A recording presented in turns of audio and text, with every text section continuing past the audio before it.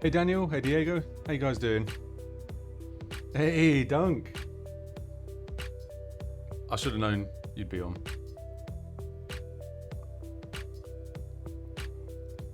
Wait, commercials? I have commercials?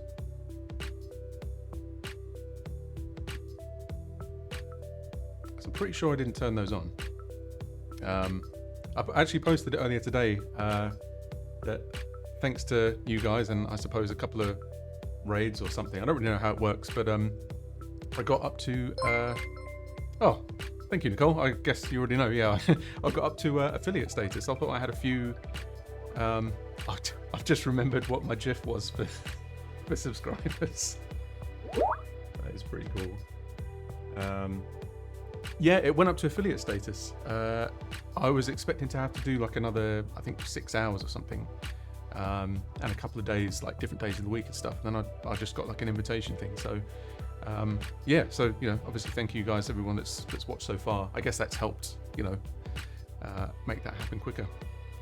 What am I drinking? I'm drinking a Stella in a no brand glass. It's This is the last Stella in the house though, so after this there's there's nothing. Have you guys been up to anything good tonight? Anybody done anything particularly fun or? This isn't the stream, by the way. I'm not just going to ask you guys, you know, what you've been up to. I'm actually going to do stuff. Gonna have Boningtons. Nice. By the way, can you guys hear me as good as you could last time? Because I took a second monitor today, which is in a bit of a weird place. When I get my stand tomorrow, it's going to be like a vertical stack thing, but at the moment everything's a bit like over the place. So just let me know, you know, if anything sounds different or you can't hear anything. But it should be better now because I can see what's going on. Like I can see the chat and stuff now, which is really cool. Playing Darkest Dungeon 2. I don't know what that is. Is that like an MMO sort of thing or a roguelike thing or what? I seem to remember seeing it possibly on Games Pass, maybe. Yeah, I think I was gonna try it, but I'm a bit hit and miss with like sort of fantasy setting type stuff. But yeah, if it's good, I might give it a shot. It's just too much stuff that I want to get into at the moment anyway. Now that I've actually got a computer that can play games, it's pretty cool. Oh yes, that would be sick. Be really sick. It's funny because he came into the stream that I was doing with Dan, and me being a bit of a noob, I didn't know that Justin McKinney is Zenith Passage. I knew that I knew of him somehow. But the funny thing is, at that point, I'd been blasting Algorithmic Salvation like 2 or 3 times a day for like a good month. At that point, if I had known, I would have said something like, "Oh yeah, man, sick song." Spent a good portion of the night. Same. It's just sick. It was quite funny. I played it to a friend of mine, and I don't think he liked it. He was just like, "Oh, why are they just muting like all the high strings?" I don't know, but it sounds sick, whatever it is. Oh, thank you very much for the sub, Daniel. Really appreciate that. Cheers. Got the first 2 riffs and I'm struggling. Yeah, that first riff, it's the thing that happens the second time where you have to kind of do the little pinch harmonic and then the open string and then the inverted power chord, and it's like, yeah. Have you learnt the whole thing, Nicole? Oh, thank you, Kate. You didn't have to do that. But thank you. Hype train. You'll have a limited time to earn exclusive emotes. See, I really don't know what all of this means. First riff is the easiest. Well, I was feeling good about myself because I learnt it. So can we just agree that it's really hard?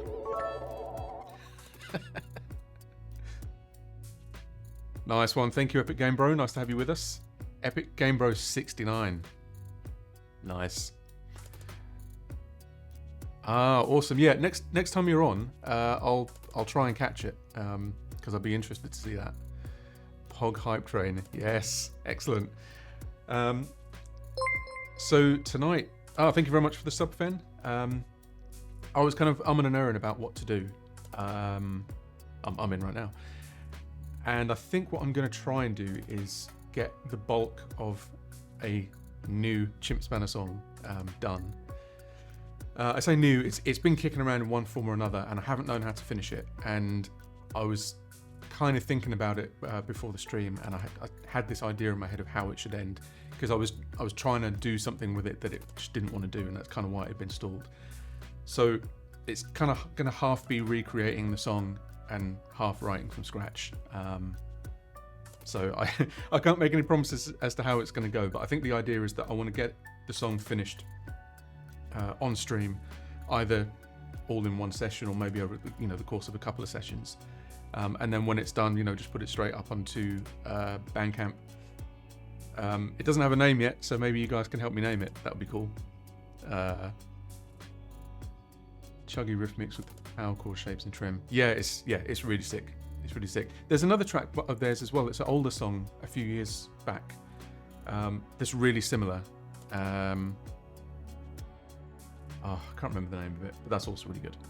Get the stream pressure productivity going. Yeah, Well, I did find that the last time, that just having people watching, I didn't tend to kind of dwell on things so long, because it's like, you know, there are people doing stuff. You have to keep things moving, keep it interesting. So we'll see how that works out.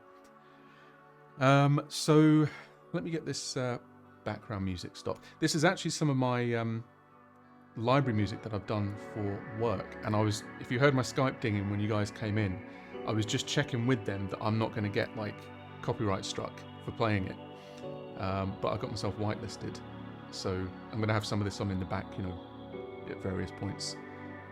I might post a link to it at some point as well.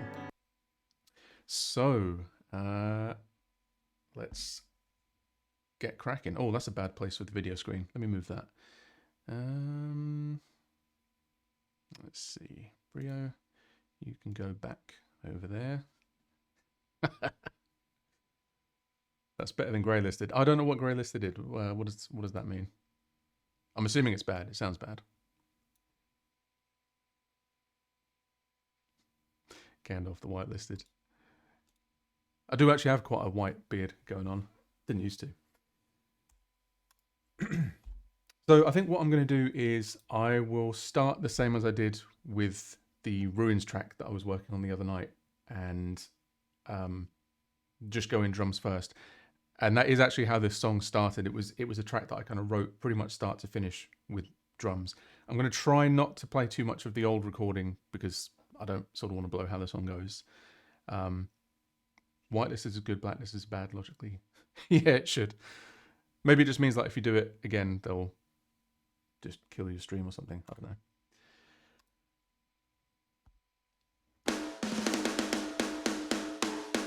All right, just get my levels sorted out.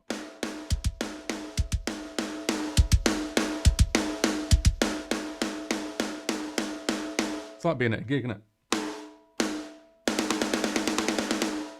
It's my favourite bit. Just listen for us do that over and over again. And then you'd go to the toms and be like, oh, can I have more in the monitor? Yes. Okay, enough of that. So yeah, I'm just going to go straight in and start recording the drums. And what I'll try and do is like a section of the song at a time with like guitars and bass and everything as well.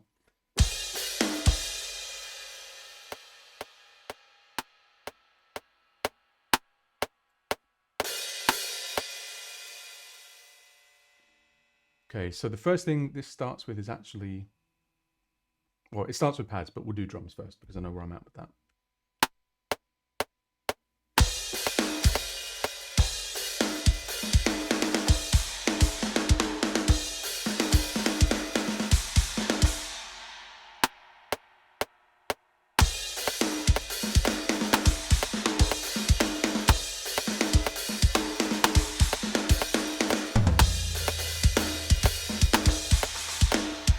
Ooh, don't know what that was.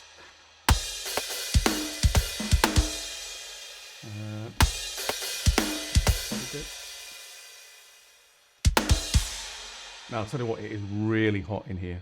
Like, especially since I've got another screen, kicking off so much heat.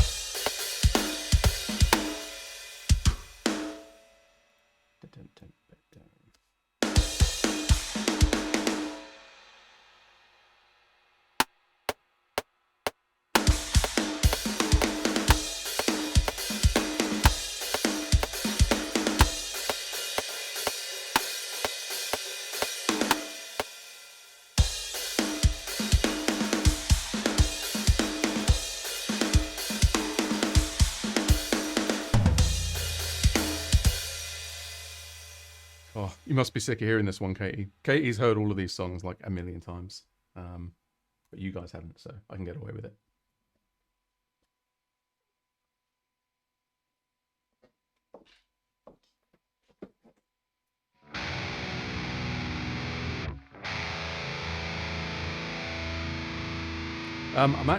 I caved and ended up using Pod Farm again because I wanted my big bottom model.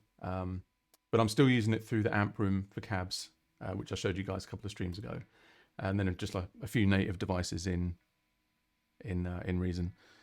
Probably headbanging and asleep. Yeah, she knows them well enough.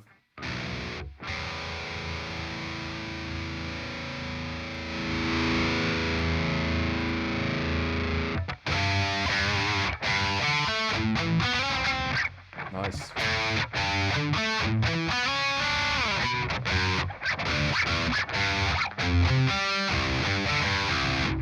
Now, I need to make sure I'm actually playing it in the right key, because I don't think I am. Let's see. D. Old data. Yes, there is an album folder. It does actually exist. And these are all the things in it.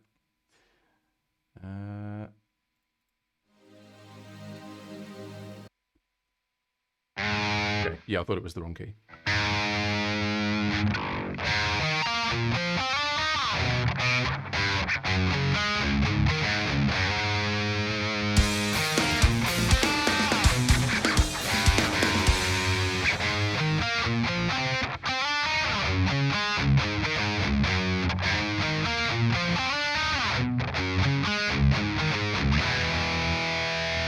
Hey, Arjul.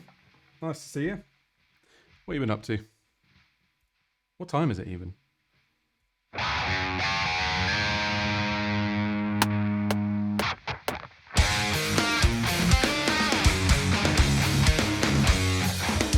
Wow.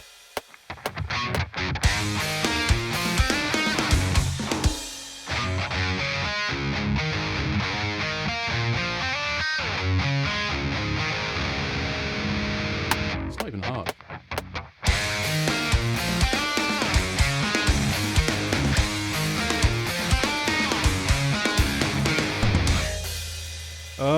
One more go.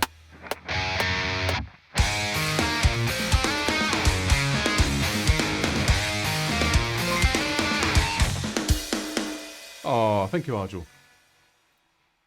Now, I'm going to just use my disclaimer from last week and say it's a demo. So let's do some copy and paste.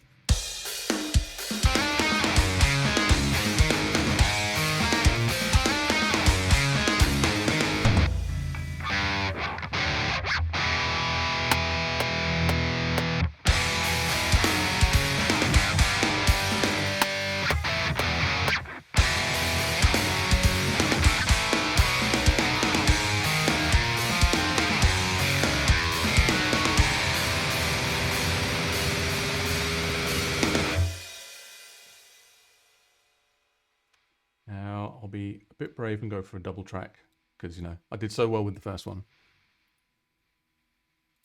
It's the beer. I've had like 2 sips of beer and it's already gone to my head, you know.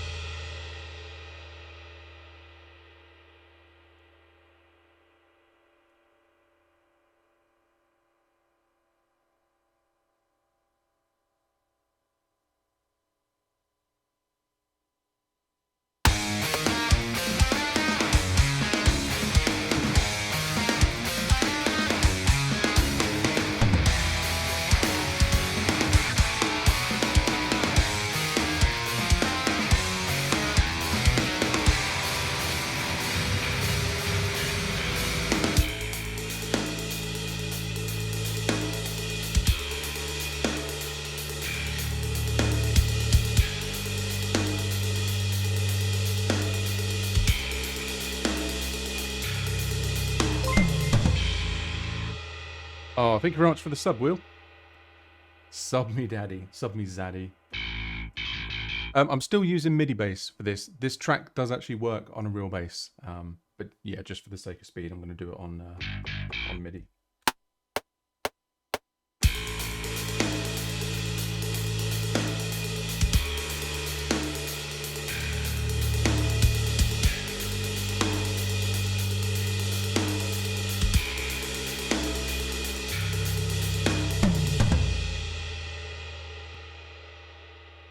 Let's go for a little bit of synth pad, just to kind of make this bit make sense. It's a bit of a weird thing, really, because like I'm kind of just doing this from memory-ish. So if I'm zoning out at any point and just kind of cracking on with it, like I know it's a bit strange.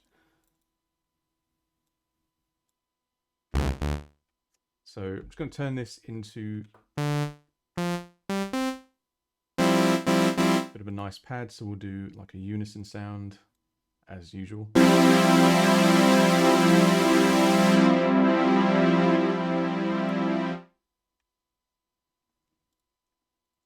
And I'm going to need to remind myself what that chord was. Now, why can't I? There we go.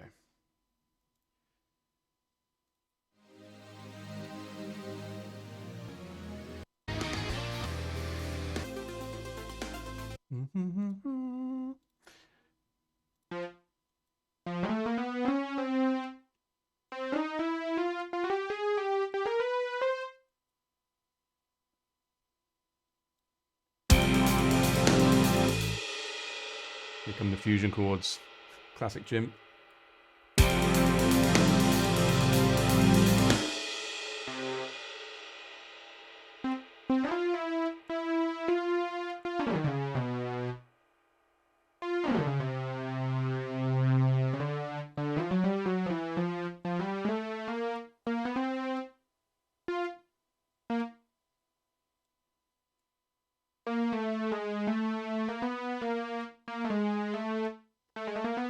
Isn't it duplicating the notes? That's kind of weird.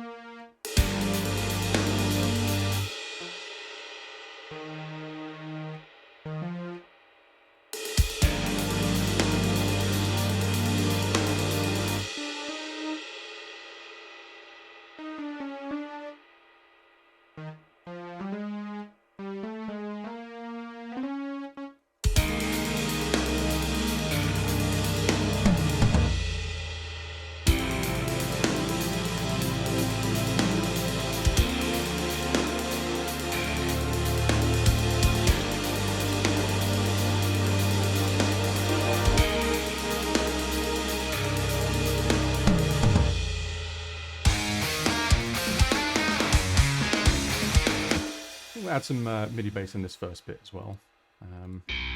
It just kind of mirrors the guitar. It's kind of awkward to play. Come back to it.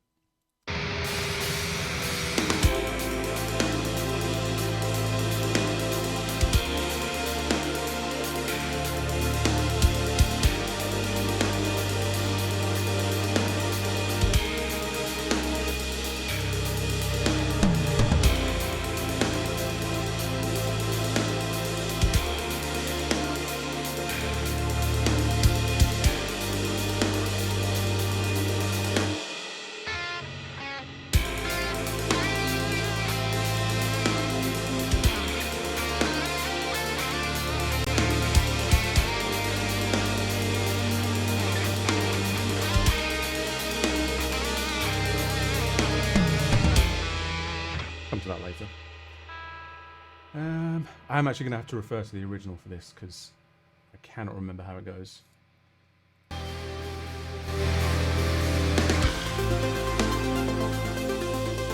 kind of like an arpeggio.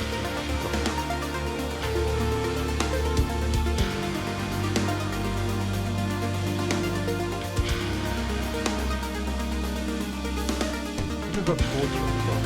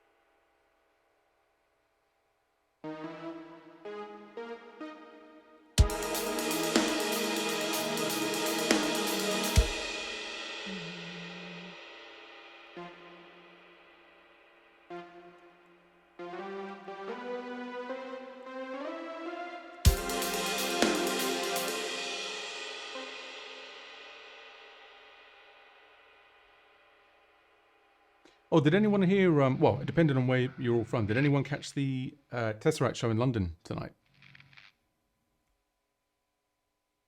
Because I know a bunch of Danimals were there tonight.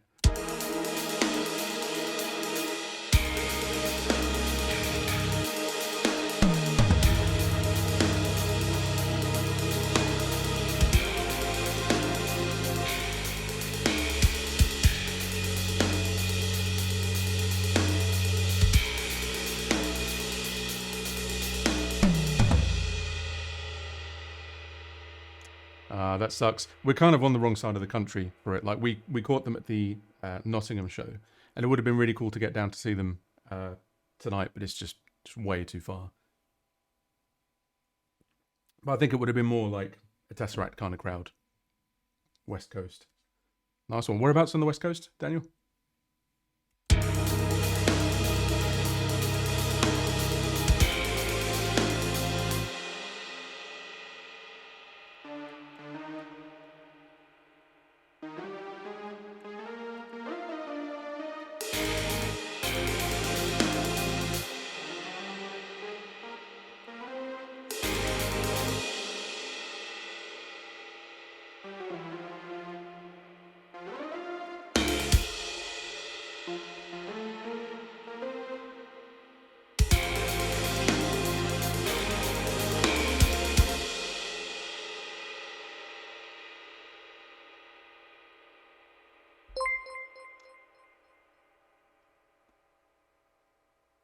Oh, hey, audio. Yeah, this streaming thing is actually incredibly new. It's kind of like the third one that I've done, so glad you could join. Um, Los Angeles. Oh yeah, a bunch of people I work with are in LA. Um, very Pacific. Didn't know you streamed. Yeah, yeah. Still need to kind of settle on a schedule and everything. So there's not like regular times that I'm on or anything at the moment. So kind of just as and when.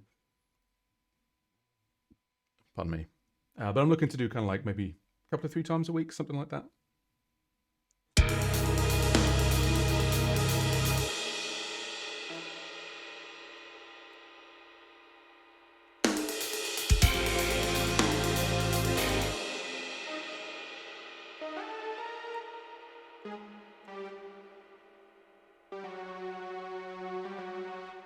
Ah, need to find out what that chord is.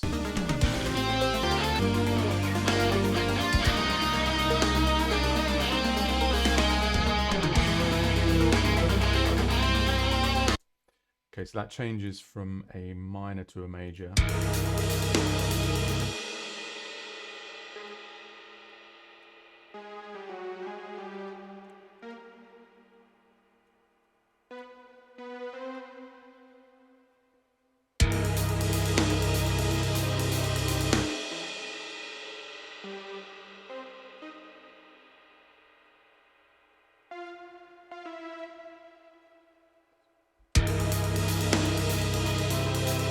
Oh no, that's ugly. That's horrible. I'll leave it as it was and then come back to it.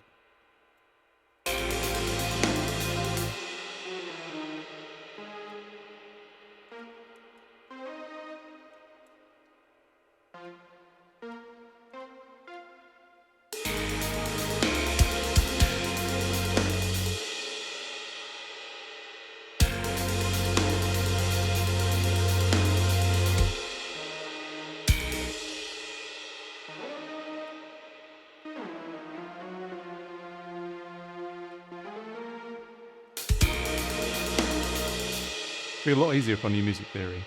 Kind of disappeared after at the Dream's Edge, didn't you?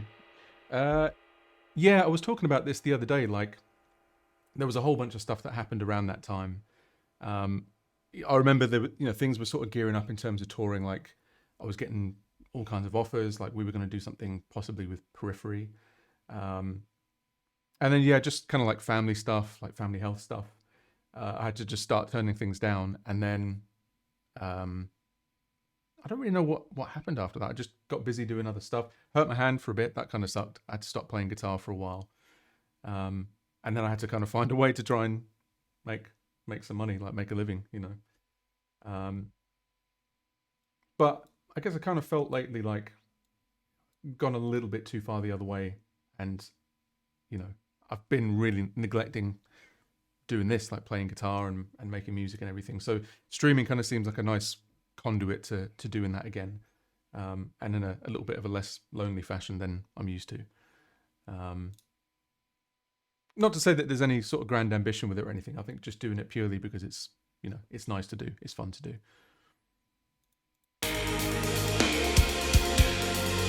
Into scoring, yeah, kind of. I got into like library music, well, sound design stuff first. I don't know if you guys know the company Audio Imperia, but they do a lot of really cool like orchestral libraries for game and trailer composers. And I ended up doing a lot of the sound design stuff for that. And then that kind of turned into doing like library and production music stuff, which is cool. I mean, it gets me doing a whole bunch of different styles and different genres that I never would have done. But I think at my heart, like, I know what I want to be doing.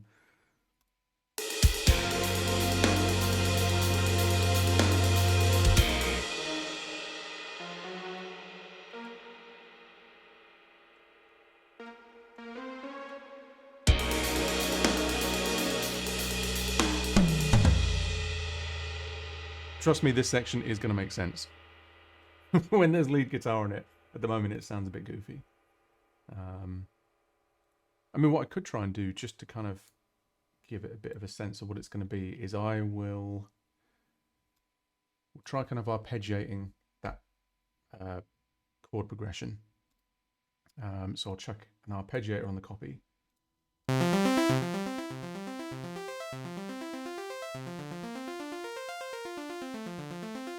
Very lazy.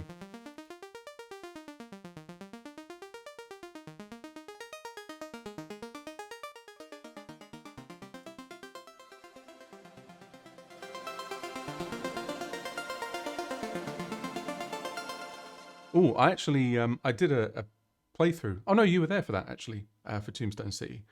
But I guess I could do like a little breakdown of it at some point. That would be kind of cool. Like just kind of work through the riffs a bit slower. Because last time I just did like a playthrough start to finish. Didn't really talk about the riffs at all. So yeah, maybe we can do that on a stream at some point. It's just sort of just go through each section and how it works and why it works. Might be good for me as well because it's quite tricky to play. Yeah, it'll be soon. Maybe this weekend, depending on what I'm doing. Oh wow, Argel, thank you very much, my man. That's amazing of you.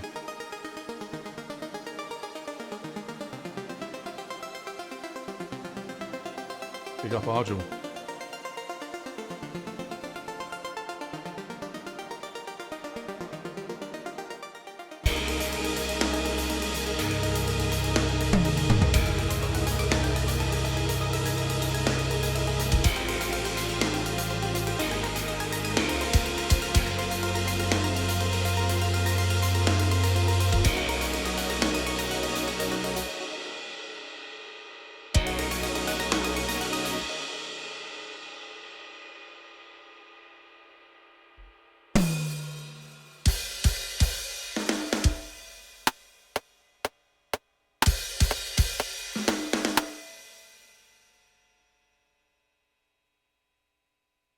So the thing with this song, just to kind of give it a little bit of context, because I know at the moment it's all sounding a bit strange. It started out as kind of like a typical chimp song, with the kind of like fusiony, jazzy, spacey stuff.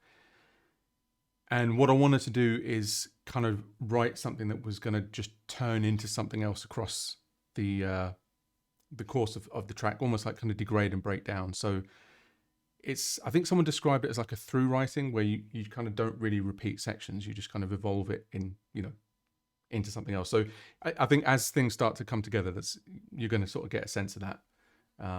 So this next bit that's coming up is the fun bit. I like this bit, my favorite part.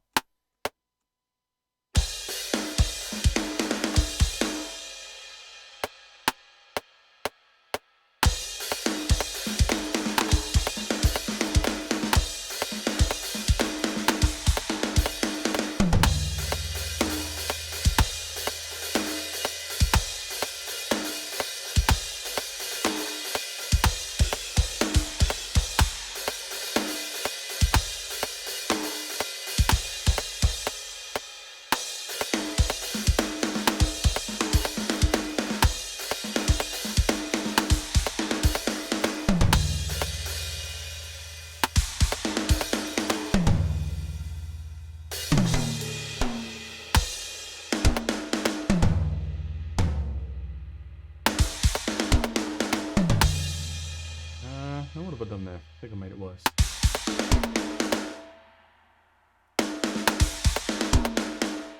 Oh, okay, yeah, it was this that I wanted to turn into a high tom.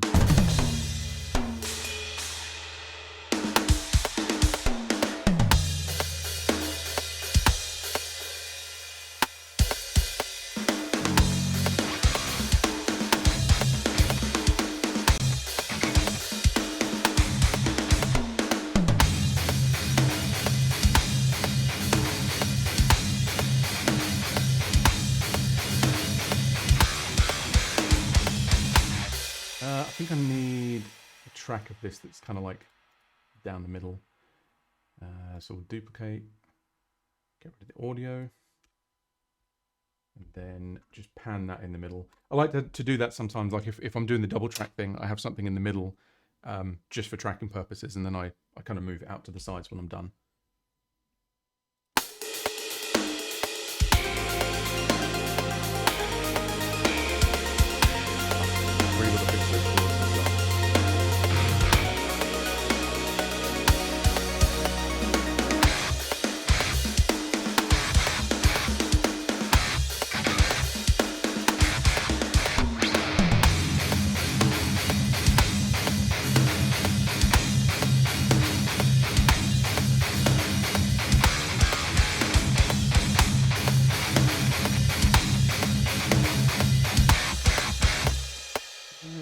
Kind of sloppy. Go for that again.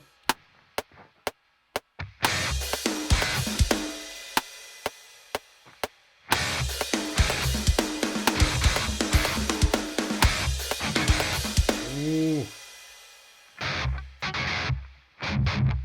Ah, okay, and it's I wasn't getting the palm mutes in there as well.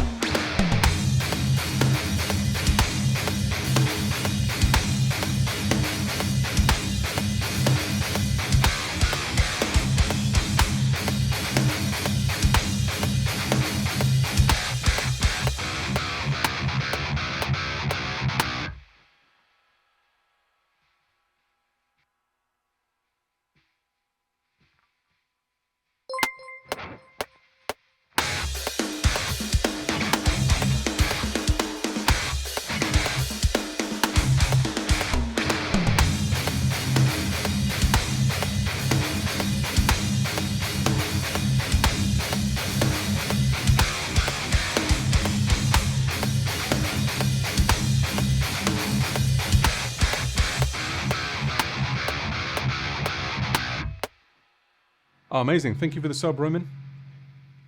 Do you ever listen to Videk? Videk? Got some solid stuff. I haven't, but if you want to link some in the chat, it'd be cool to check that out afterwards. Definitely be down for hearing that. Yeah, Meshuggah was kind of my gateway. Well, actually, I say that. My first introduction to like techie stuff was probably Nemic. I don't know if you remember those guys, but my best mate showed me them. And then I was like, oh, these are cool. Like, I wonder who else comes from Sweden. And actually, yeah, no, tell a lie. I'd actually heard Meshuggah before Nemic on the old Drum Kit from Hell CD. I don't know if you remember when that used to just come, like just the raw samples on a CD. There were no presets or anything, like you had to kind of, well, I say that, maybe I just had a pirated copy, but it had a demo track that came with it. And I think it was The Mouth Licking What You've Bled. And I used to listen to that over and over again because like I'd never heard anything like it before. But there was no way of finding out like who it was at the time. It wasn't until probably a few years after that that I'd listened to Nemic and then got back into Meshuggah and was like, oh, this is that Drum Kit from Hell demo song. Which makes sense because they made Drum Kit from Hell. But yeah, Nemic are super sick. Really cool band.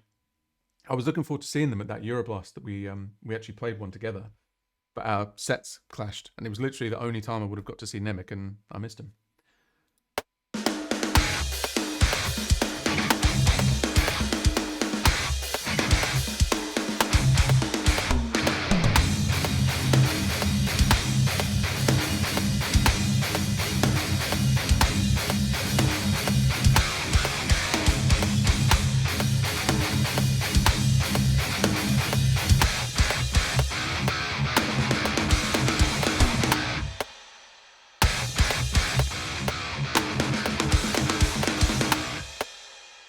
Recorded over my guitar.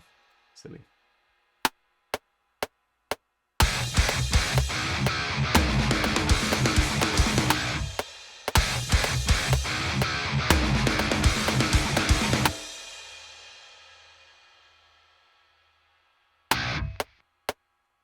Cynic are amazing. That tour that we did together, I'd never listened to them before then, which I felt a little bit kind of ignorant about, I guess, because like, you know, they're kind of like a really foundational band in the prog scene. But they were such cool guys. Really, really enjoyed watching them every night. Yeah, love those guys. I can't remember what album they were touring when I was with them. I'm sure somebody in the chat will know. Yeah, you can, Mads. I got my affiliate status, I think, yesterday, which is really cool. Yeah, Sean was awesome. I was so sad when I found out what happened to him. And they lost someone else as well. Was it the bassist, I think? Or am I getting confused? Yeah. No, Sean Reinhardt was... he was a laugh, man. Like, really nice guy to hang with.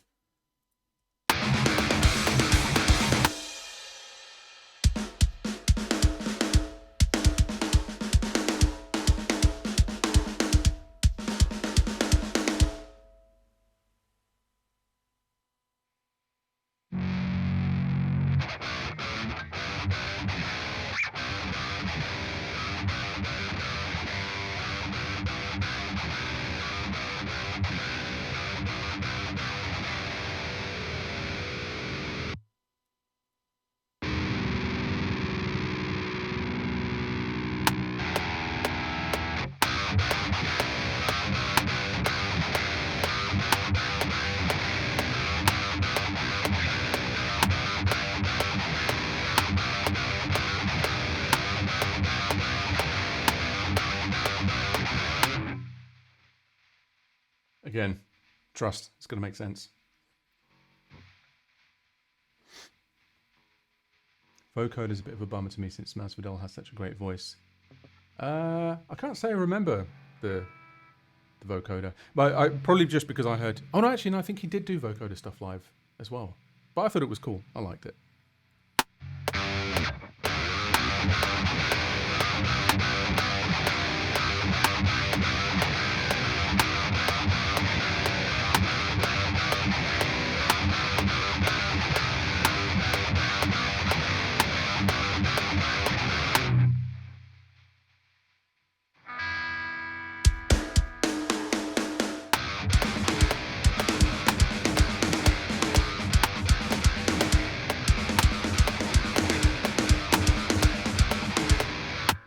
Again, gonna have to refresh myself on how this goes.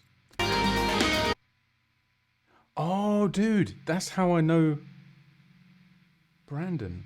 Yeah, I think it was Brandon was playing bass when I was with him, I think. But yeah, I watched his bass cover of Algorithmic Salvation a week or two ago. Just ridiculous. Absolutely ridiculous. I did kind of fanboy at him a bit as well. I was like, oh, like I really enjoyed that. And he offered to play bass with me if the opportunity ever arises. So it's legally binding now. He has to do it.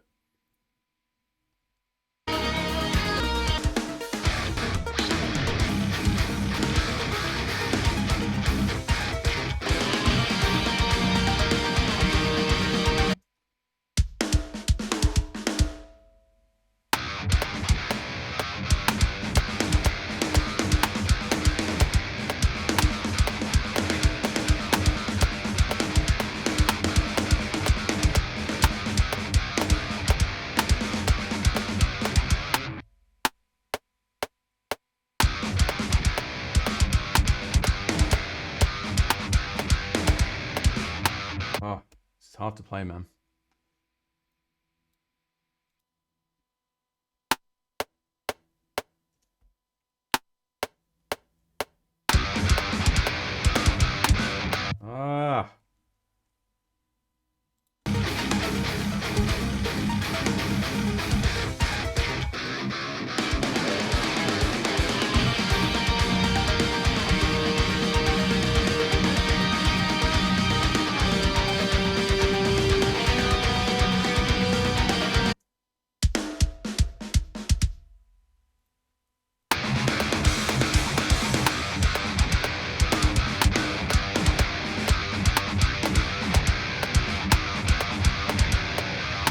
think what I'll do is I'll just get the kick patterns locked in and some of the ghosts, because there's like an accent that comes after the kick, and I can't figure out where it goes yet. But I will. You'd think I'd know it. I mean, I did write it, but it's been a while.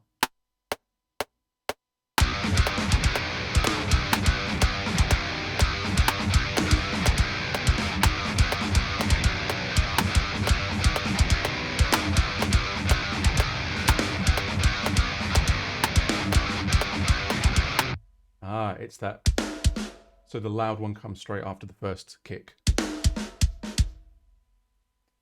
I will get this.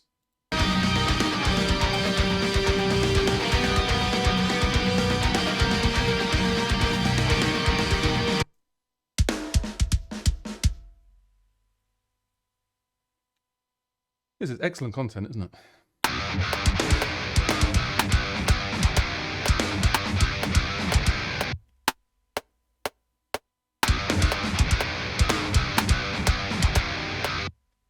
So I think because that repeats, I should just be able to kind of get it right here and then duplicate it across the rest. So there's definitely one that comes in before that. Just make these a bit shorter.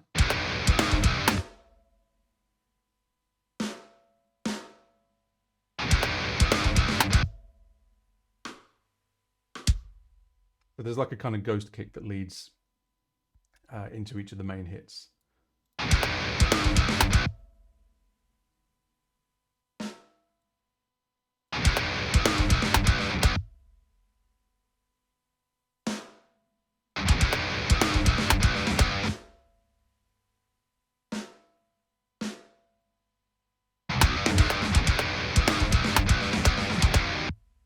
Yeah, that sounds about right. Do it.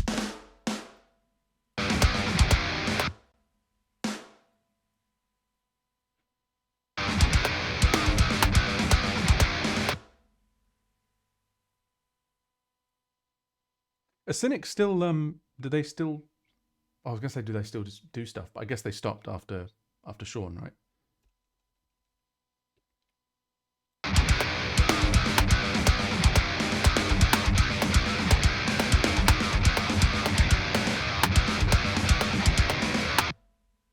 Oh, that's wrong.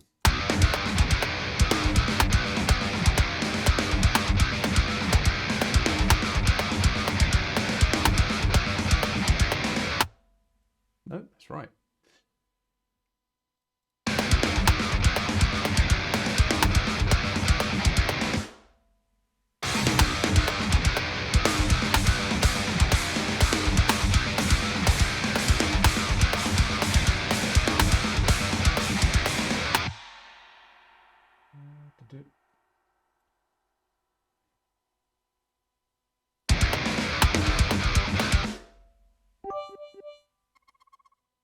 What even is a bit? What's 69 bits? What does that mean? I mean, thank you for it, whatever it is, but I don't know what a bit is. This is how new I am to Twitch.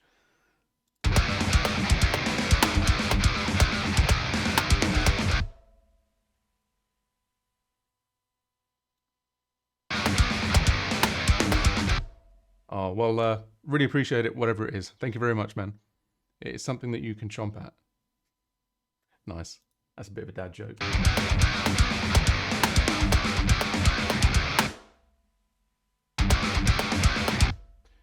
Pretty good.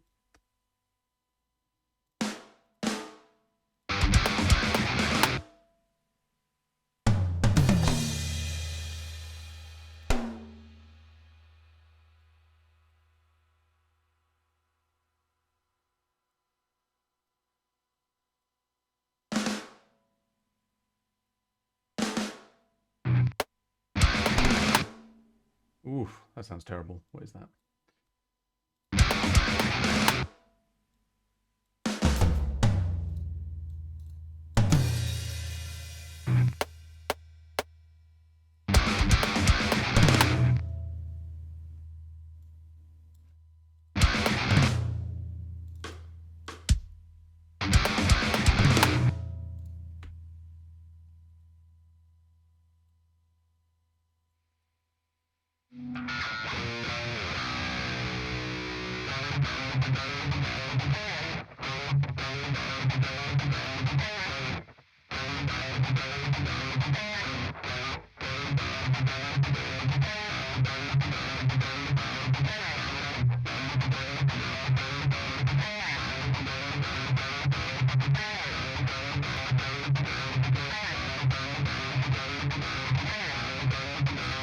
Now, lucky for me, that I know for a fact that reuses the same drum part, so you don't have to endure that again. So we'll just copy paste.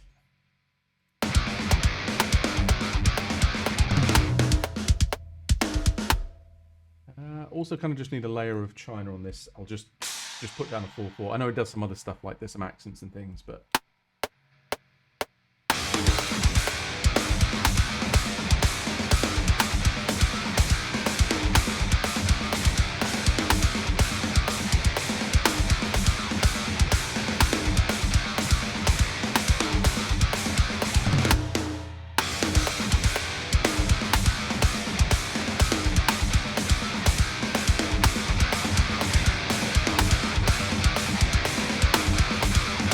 hey Phoenix, thanks for dropping in.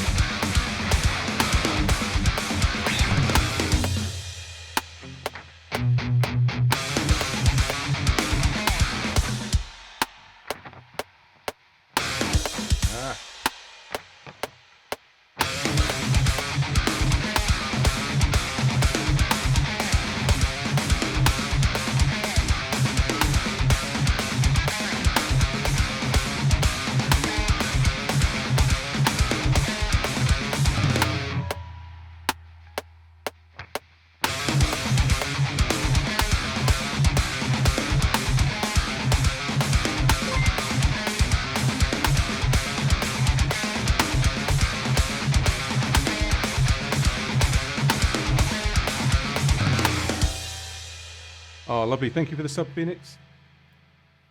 I need a new noise for those because it sounds exactly the same as Follow. So yeah, I need to come up with some something funny or interesting.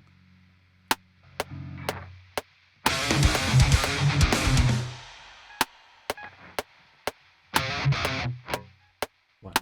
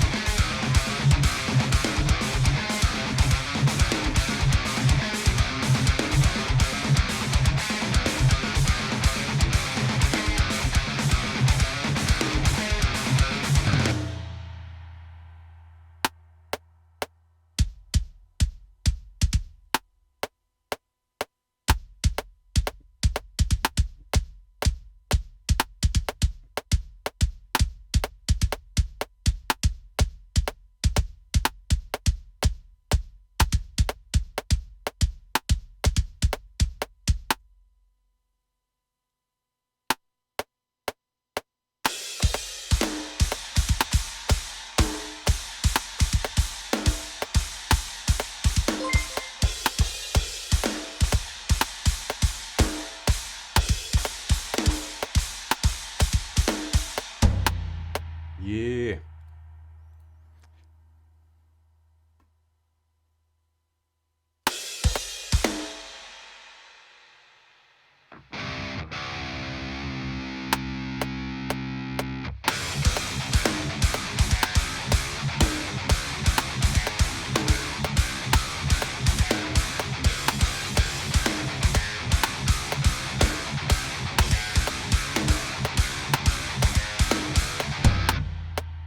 Oh, nice one. Thank you, Frank Hill.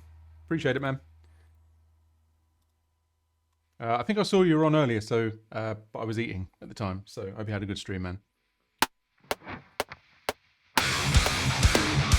Ooh, sloppy.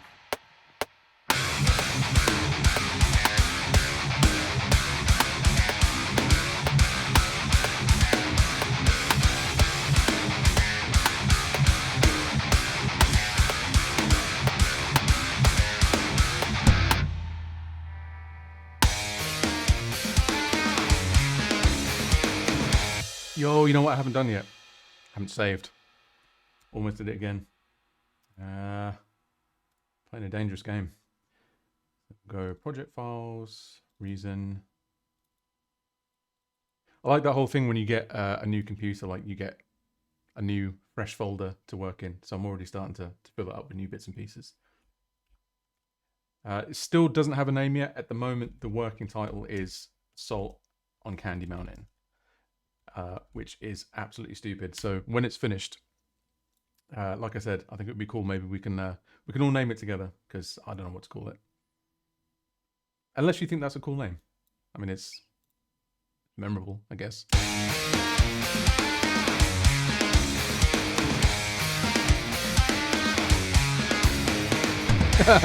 Yeah, well, yeah, that's a good shout.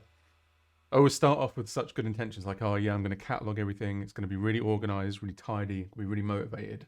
And then it's just going to be like final version, mix B version 5 shit.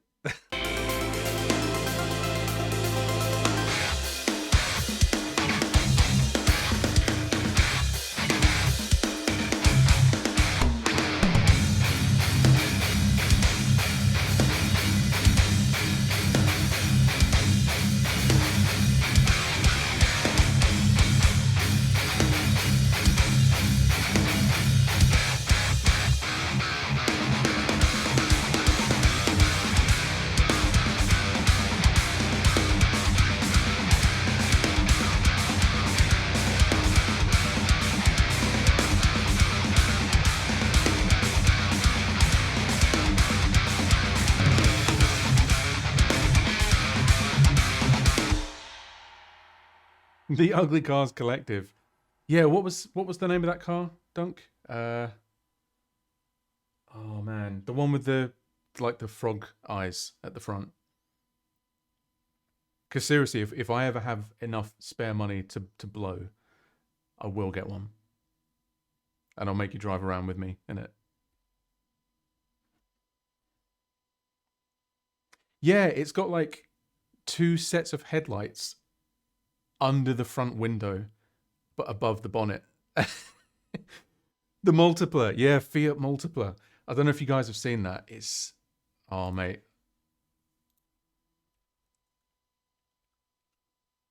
I can show it to you. It's horrendous. Look at that. Look at that. Who thought that that was a good idea? Isn't that just the ugliest thing you've ever seen? But yeah, I'm gonna get one, and I'm gonna soup it up as well.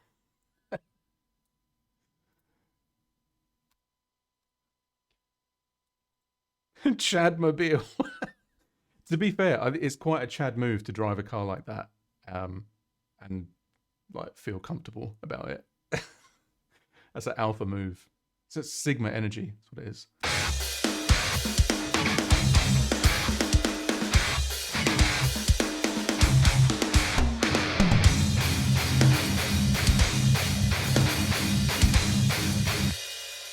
You know what I think would be cool on this is we'll do some real bass, because the MIDI bass is not cutting it for me.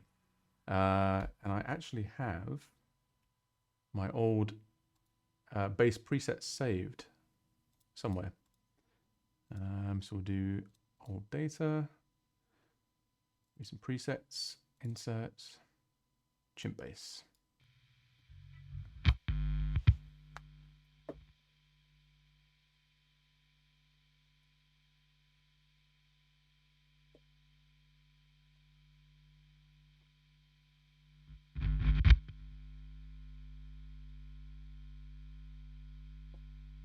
Yeah, I'm wearing pajamas.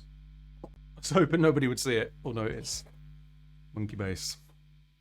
Yeah, I need to get a bass sorted out really to go with my 8-string, because yeah, because this only goes down to B, and obviously my 8-string goes down to F sharp. So I either need to get this modified, or maybe get my hands on a 6-string again, because I used to have the BTB 676, and I sold it because I'm stupid.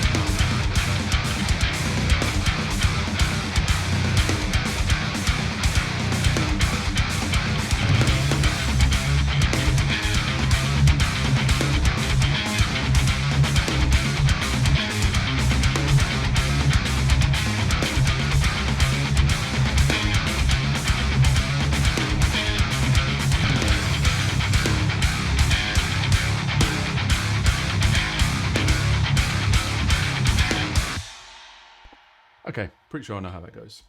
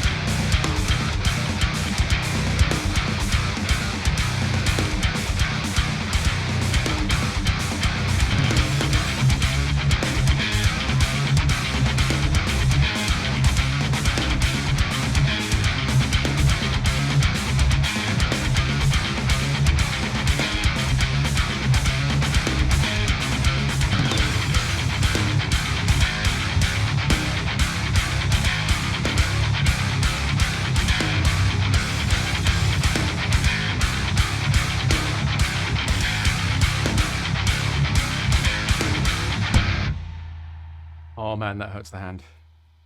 Probably because I'm playing it like a big guitar. Like, I'm not really a bassist, if you can't tell.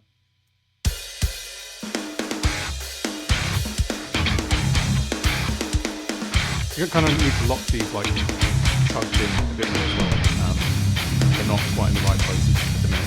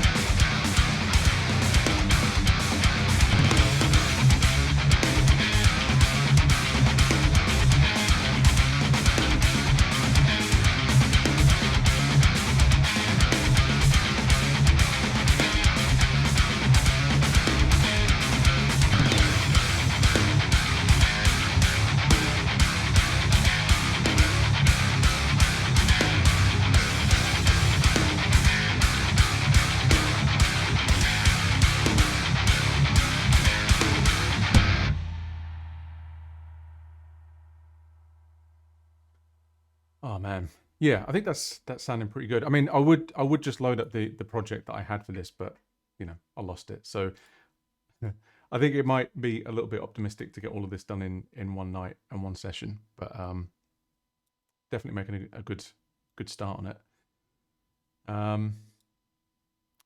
The lead parts are going to make it make sense, I think, but I'm going to have to go back and learn those for sure.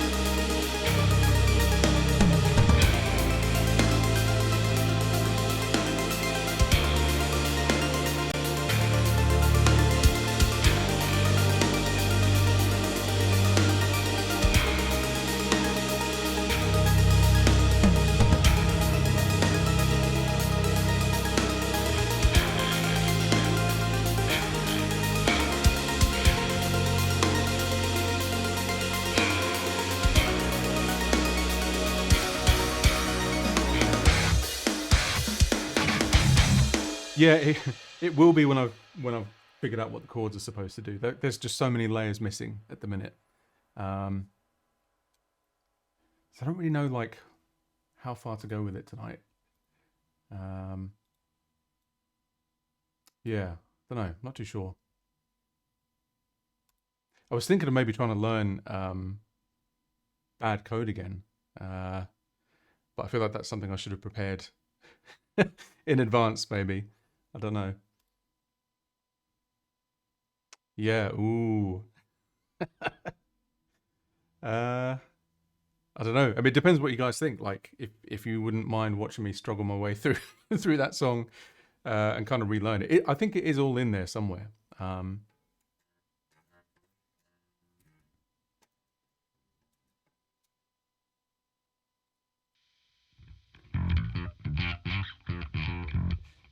uh, man, we could try it. What do you think? Never not want to see that. I don't know. See what you think after you've seen me try and play it. Harvey Warbanger. Ooh. Yeah. I mean, that's an A standard um, song, and I don't have a guitar in that at the moment. I could just retune, I guess. Oh, I'm trying to think what would suck more to play. Cloud City. No, not every time. Cloud City, man. Not happening. It's too hard. Aurora's harder. And Under One Sky is stupid. Like, yeah. I think there's like a 13, 16 over 6/8 over something else. I'll try again another time. If you keep doing it every stream, eventually it will work. Yeah, I'm going to bail on this for a bit because it's not happening as as quick as I thought it would. I'm going to go for some bad code, and you guys can wish me luck with this. It's going to be. I learned most of algorithmic on stream. Oh, okay. Yeah, I mean, if you guys don't mind seeing that, that's cool. Yeah, let's go for it.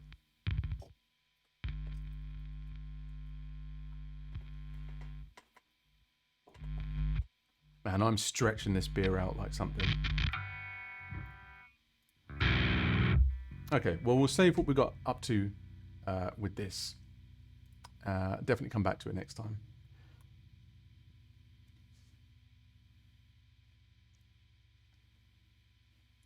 Let's see.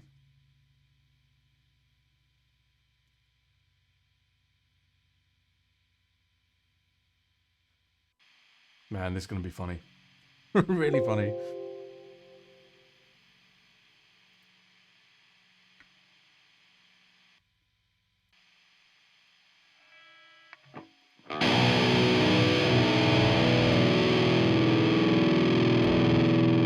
Well, I'll keep Mobius in there because that's got all of my automation and stuff from last time.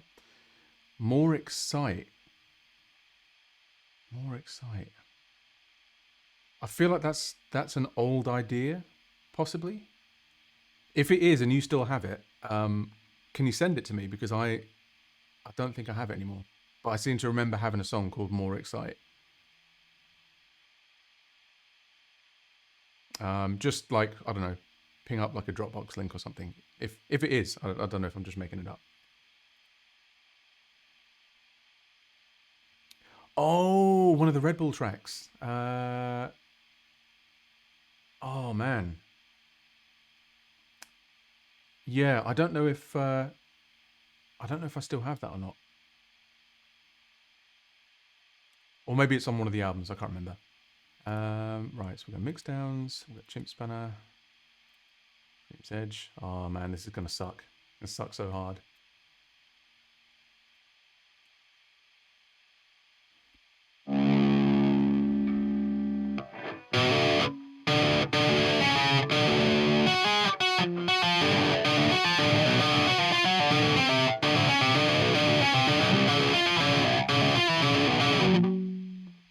Oh, this is already painful.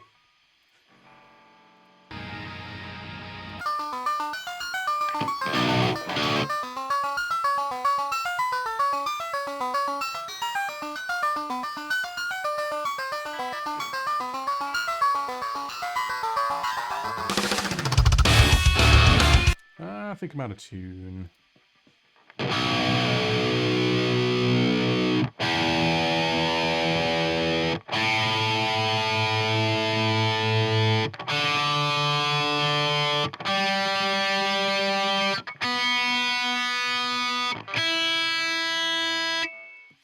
Found the SoundCloud dump version with the clipped front. Let's see. Oh, okay. So I must have had it because I already uploaded it to SoundCloud. Oh. Yeah, that's this one.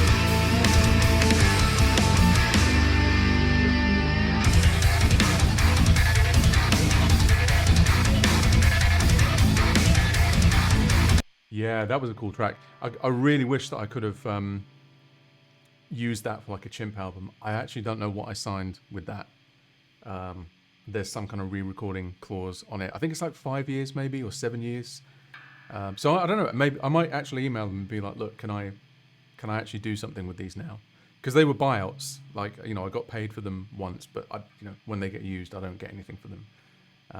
So it might be cool to actually do something with those again, or maybe I have to like adapt them and make them different enough that, you know, they're not the same song. I don't know.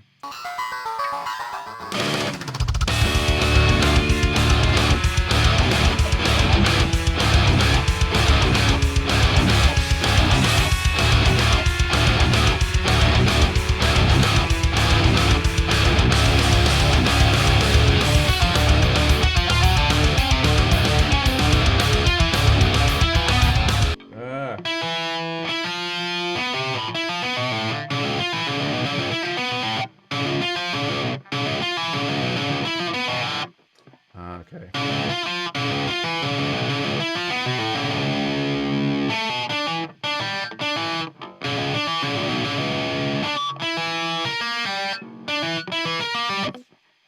Dude, why would I write a song like this? Your monitor is about to turn off. Press OK to continue using your monitor. Yeah, this just... okay. See, I think I seem to remember what it was like when one hand goes down, the other one goes up. That's kind of like the basis for all the patterns in this. But then it does some funky stuff down the bottom, like...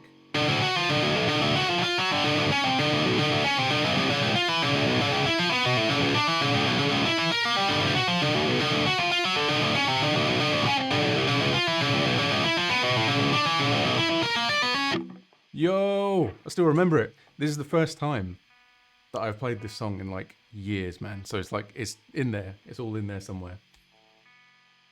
You can see how happy that's made me.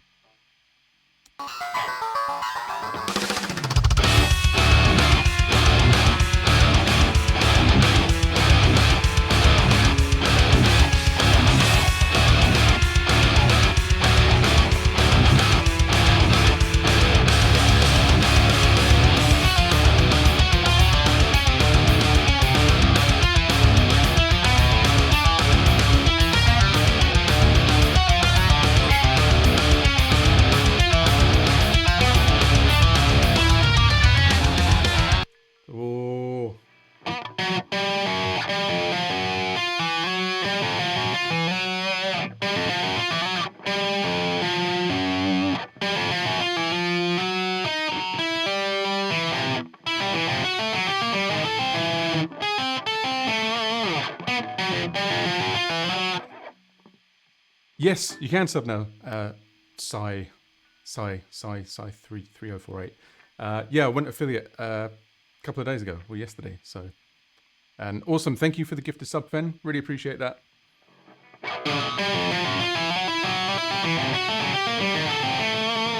I'm just thinking like back to a time when I used to play this in front of people.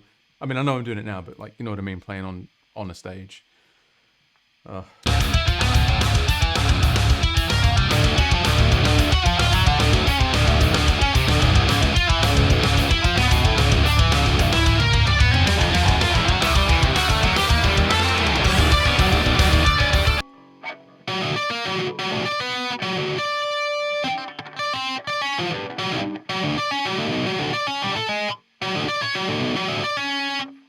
That's not right.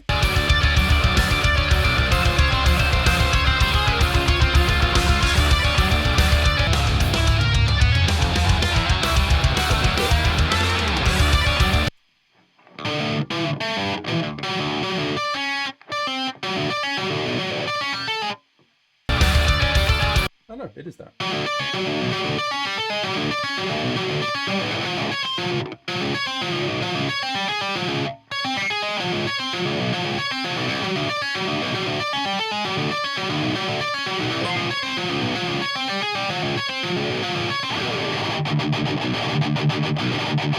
Cyrax is in Mortal Kombat, because that was almost my favorite character in MK.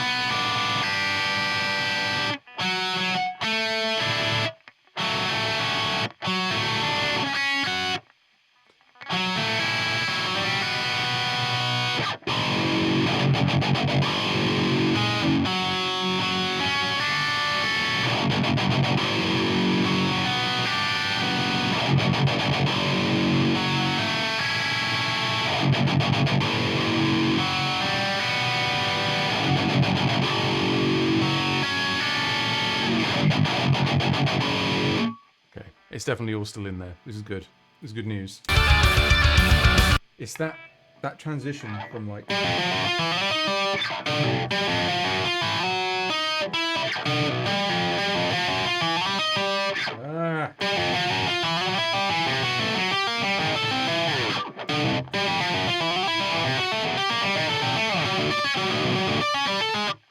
Okay, let's go for it.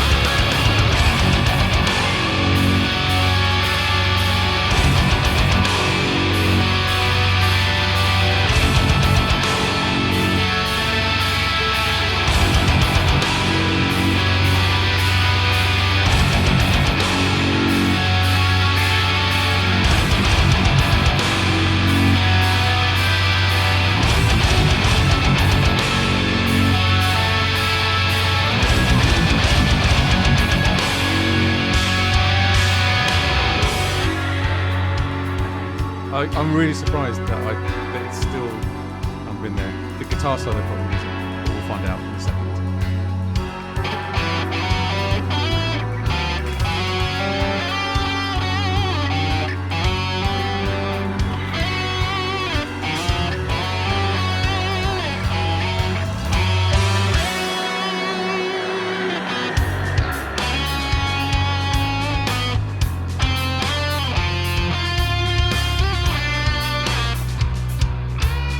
Oh, I thought I had it for a second.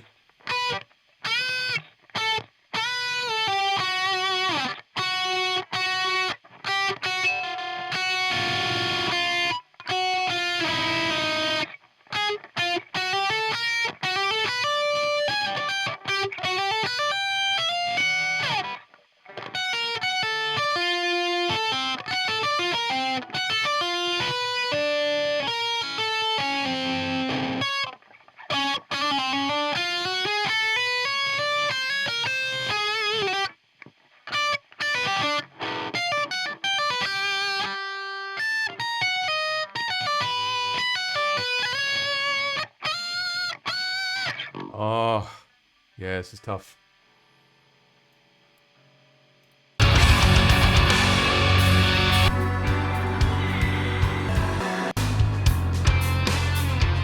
This bit I've got.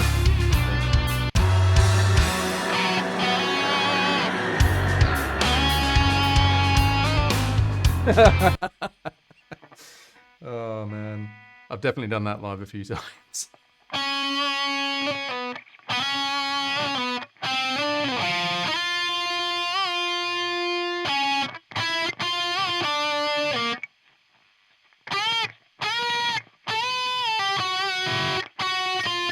I can't remember how I did. There's like a sort of dissonant, like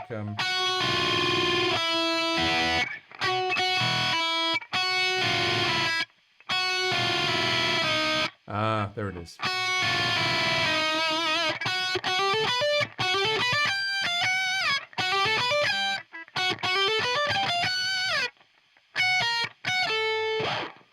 One bit at a time.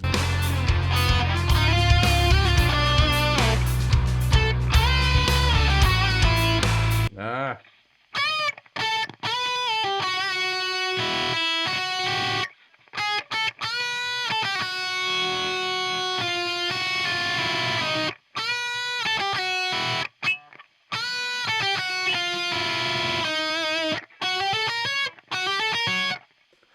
Wow.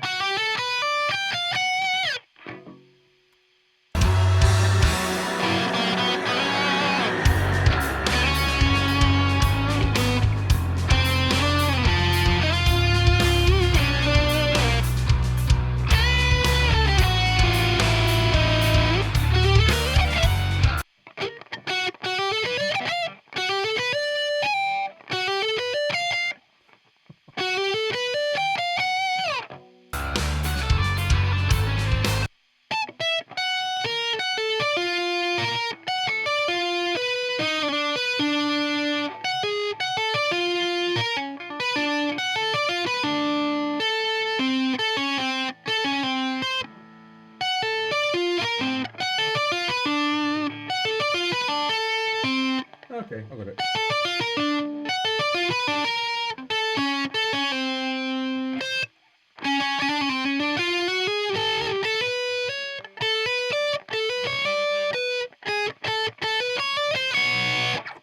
Ooh. Man, why did I even think of learning this? It's horrible.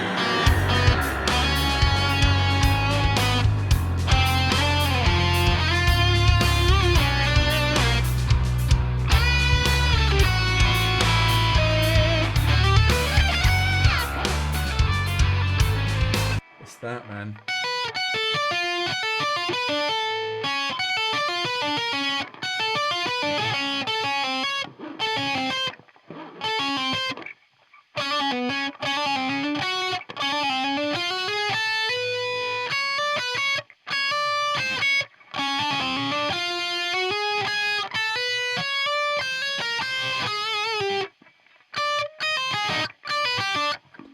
Ooh, might skip to the next bit and come back to it. I've almost got it though.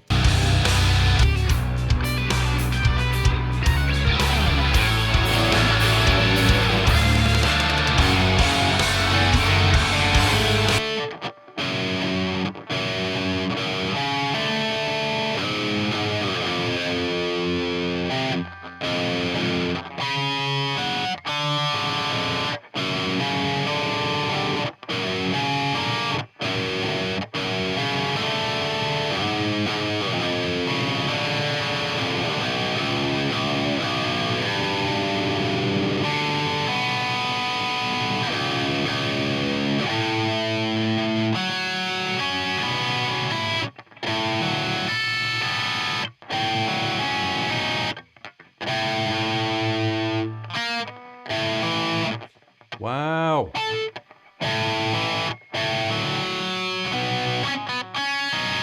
Why can't I do this, man? Wait, I got it. Yay! Oh.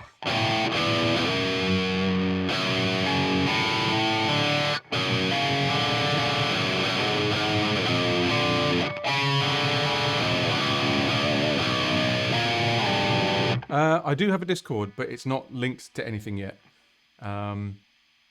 Someone's helping me out with that, and on my Twitch channel page, like there's nothing on it at the minute. But as soon as she's got the graphics for it and everything, I'll link to Discord. What I was thinking of doing is maybe have like a channel where people can kind of request specific things, maybe like a sub channel or something like that.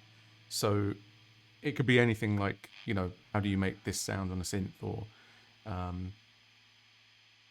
don't know, yeah, anything. Maybe even request a song, but not Cloud City, because I know what you're going to do, Daniel. I'm on to you.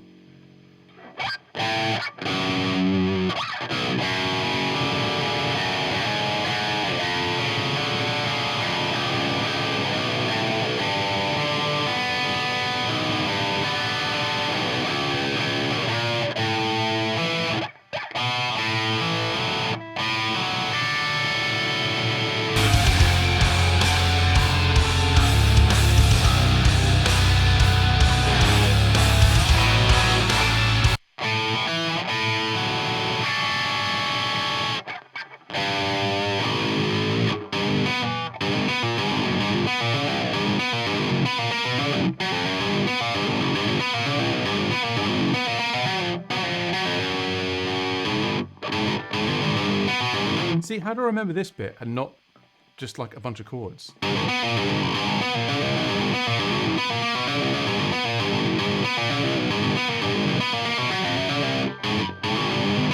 Well, I say that. We'll see.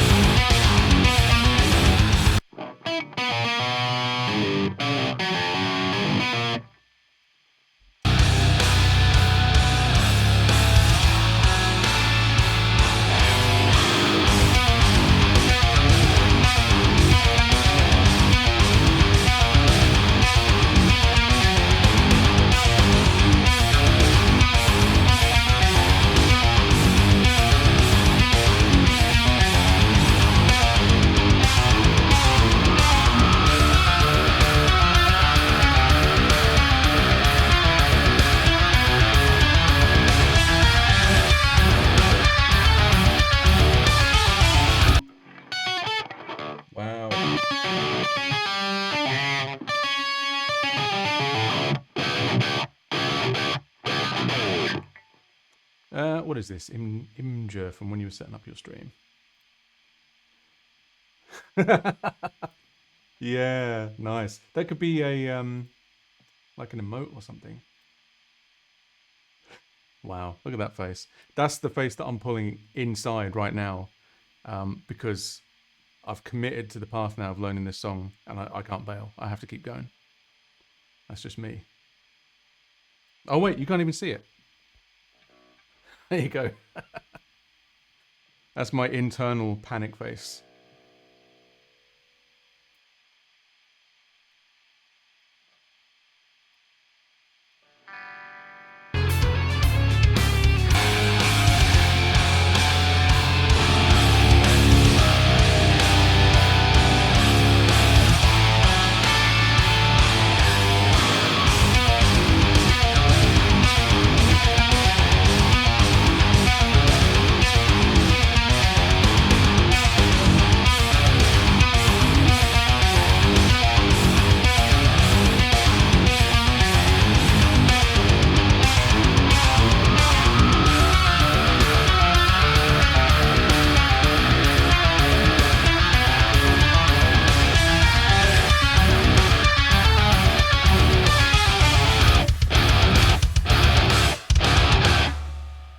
I think we're like 70% there. It's like a shaky 70%.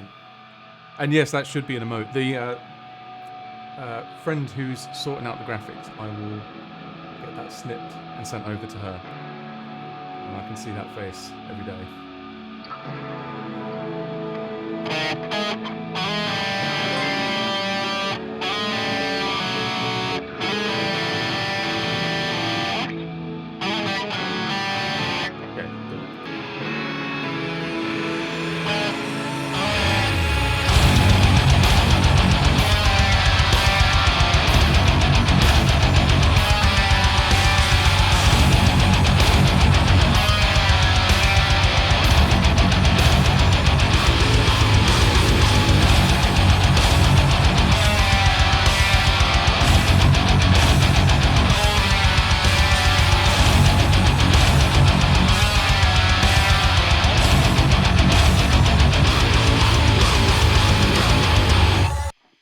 Let's go from the top. I'm gonna bail when I hit the solo because it's obviously just not there yet. But all the tapping parts, I think I've got these down. Famous last words.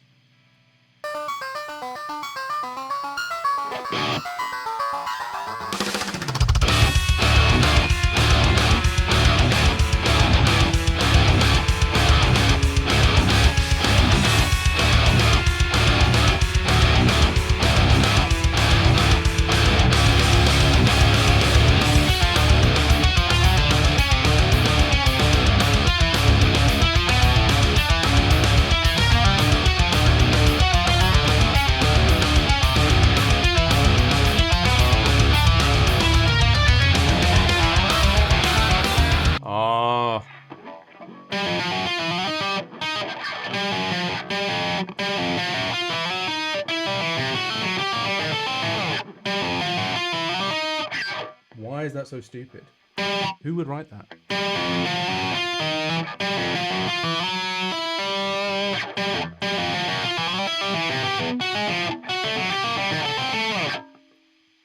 Seriously now.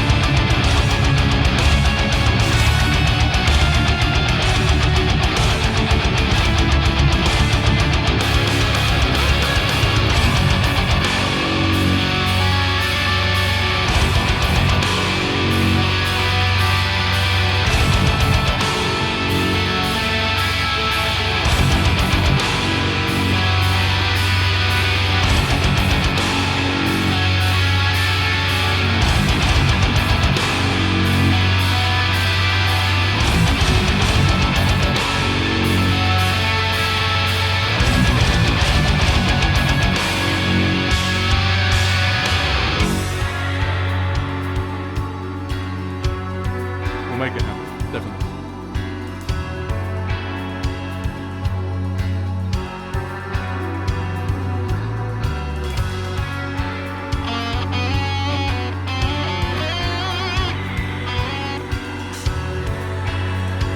I don't even know what I'm trying to say.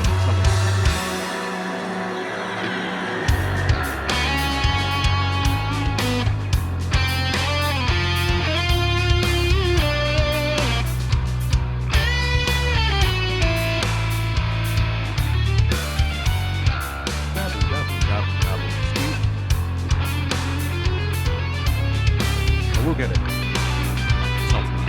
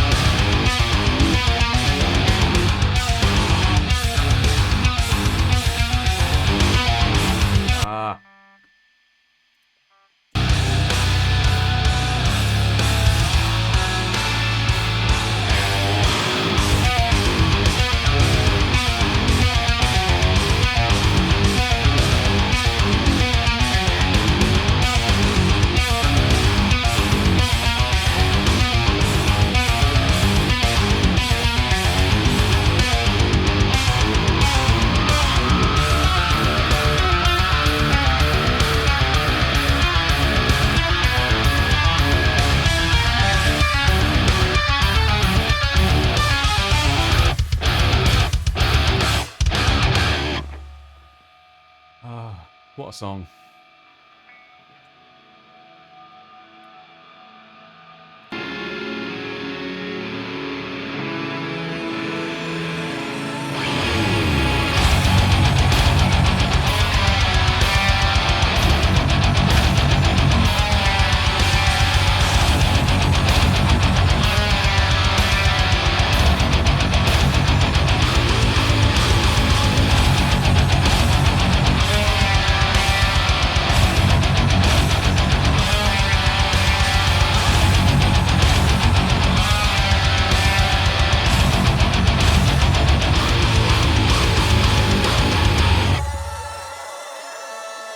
Yeah, I think by the time I do the next stream, I'll have that down. Because I had way less of Mobius in memory before I did that. I'm quite surprised how much of this I remember, but I think it's because they are quite simple shapes, like in the tapping bit. But the solo is just like, it's not even particularly hard, it's just awkward. And I tend to go like a weird way around like getting to notes that makes it more work than it has to be. Which would always trip me up live as well. Like it would sometimes be way after the fact I'd realise like, oh yeah, there's actually a way easier way I could have done that. But trying to remember to do it is more work than just doing it the wrong way. So I don't know. But yeah, what I'll do is I'll have that practice in time for the next live stream, and then just kind of keep building that. I think adding to the repertoire again. Harvey Warbanger, I guess I could give that a bit of a go. But I'll have to retune my guitar for it. I still remember most of that, actually. Yeah, let's go for it. We'll do it. I'm a complete glutton for punishment tonight. I'm letting you guys see all my vulnerabilities, all my weaknesses.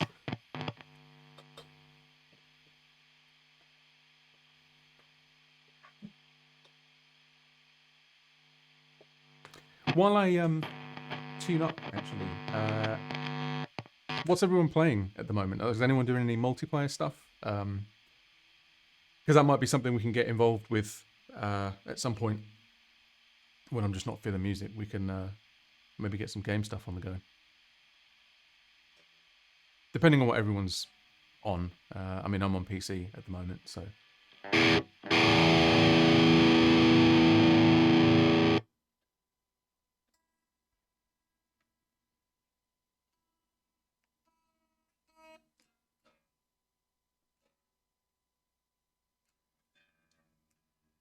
Yeah, what's the deal with Phasmophobia? Because I've not played it yet. I've seen Dan and the guys on that, but I didn't have a PC at the time, so I couldn't join in.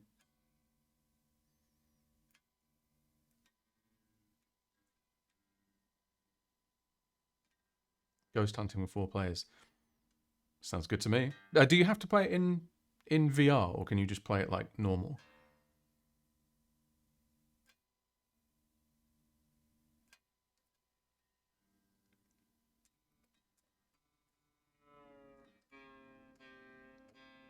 Nice. We do actually have an Oculus in the house. But I've not tried connecting it to the PC yet. I'm assuming it's kind of easy. Oh, hey Luke, how you doing? Thank you for dropping in. You've you've caught me at a great time as well, just kind of fumbling my way through my own songs and tuning up. Excellent content. But no, seriously, thank you for dropping in.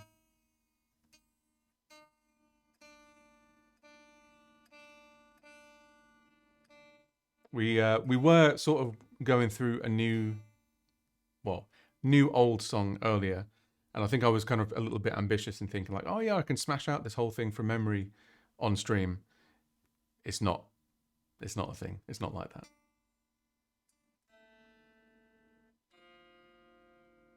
In fact, it probably would have been easier to just try and write something completely new, which I might do next time. I don't know.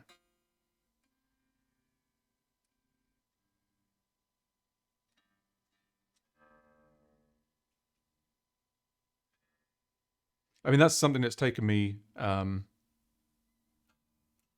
a long time to figure out, is like just knowing when to bail on stuff. Not specifically that song, but like I've had instances where I've just been sitting on the same ideas for like years and years and years, and it's like, well, you know, maybe if they're not happening, like there's a reason, you know. Get the feeling streaming will be a great motivator for you. Yeah, I mean, it's a bit scary, you know. There's that kind of thing. It's just like, oh man, I'm in this now, and I've got to keep going. I think the thing is like finding ways for it to be sort of spontaneous and fun for me. And maybe, I don't know, maybe sort of go into an old idea that I already had, like wasn't the best way to do that. Maybe it would be more interesting to kind of just do something like completely off the cuff and something new, so that it's kind of like, it's not just kind of copying something I've already done, but it's that process of like discovering, new bits of the song. That would be cool. Still kind of figuring it out. So, oh man, this is gonna suck. I can feel it.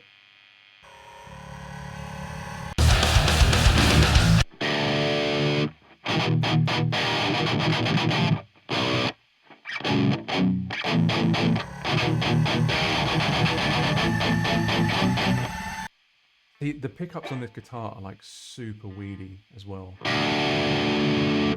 So put a bit of low end back in and a bit more gain, I think. I'll hide my mistakes as well.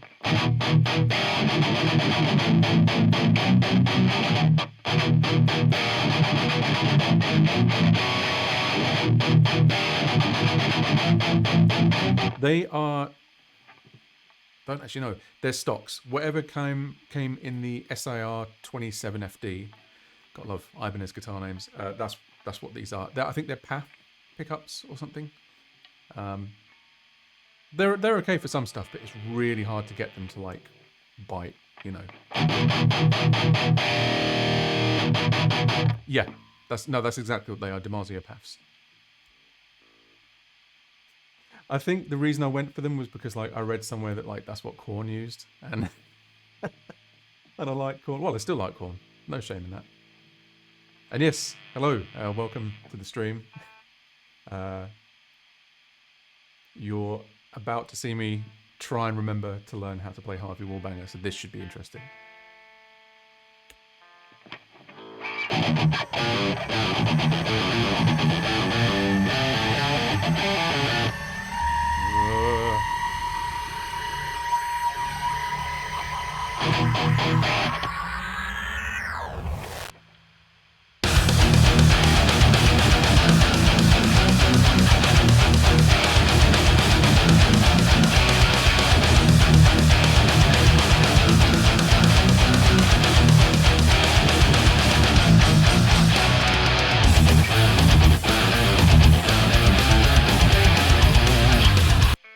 Okay, can't remember it.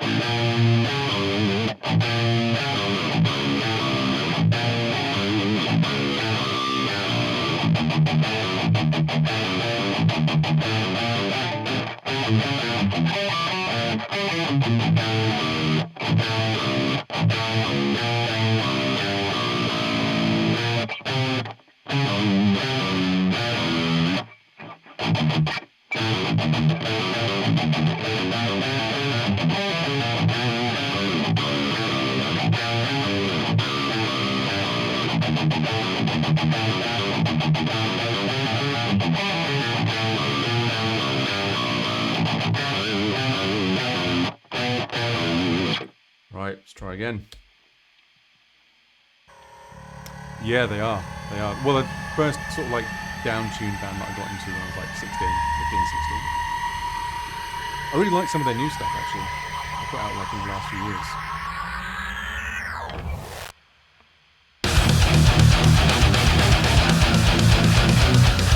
I can't talk while I play guitar. It's A, just 7-string down a whole step.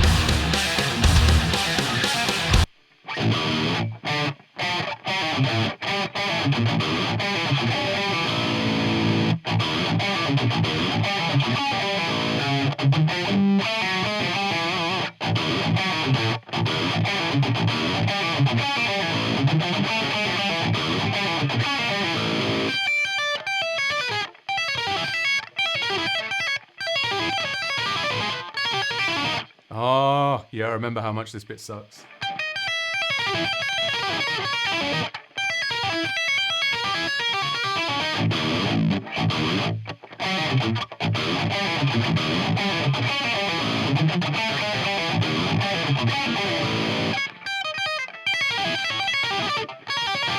Oh, no.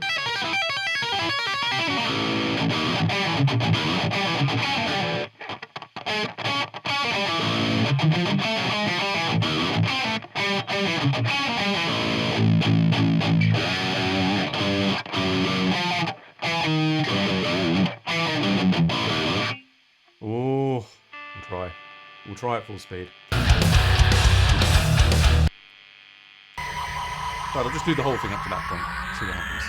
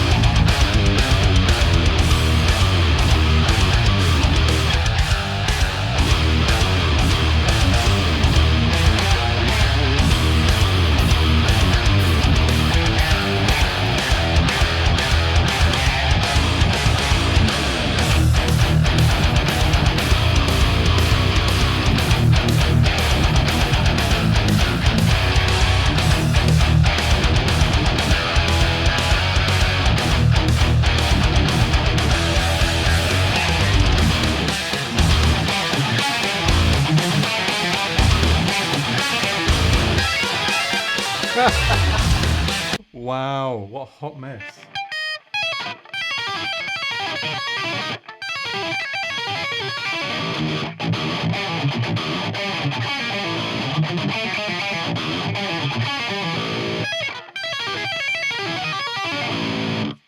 Ooh.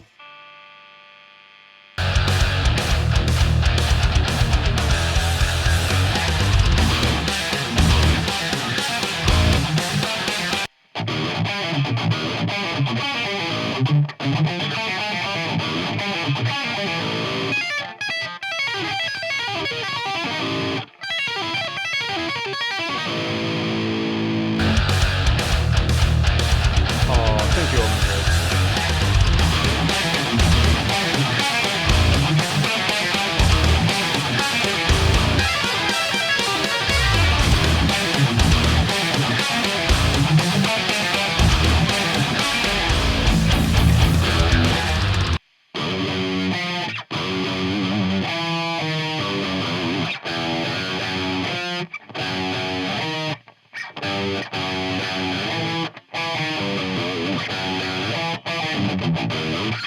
Ooh.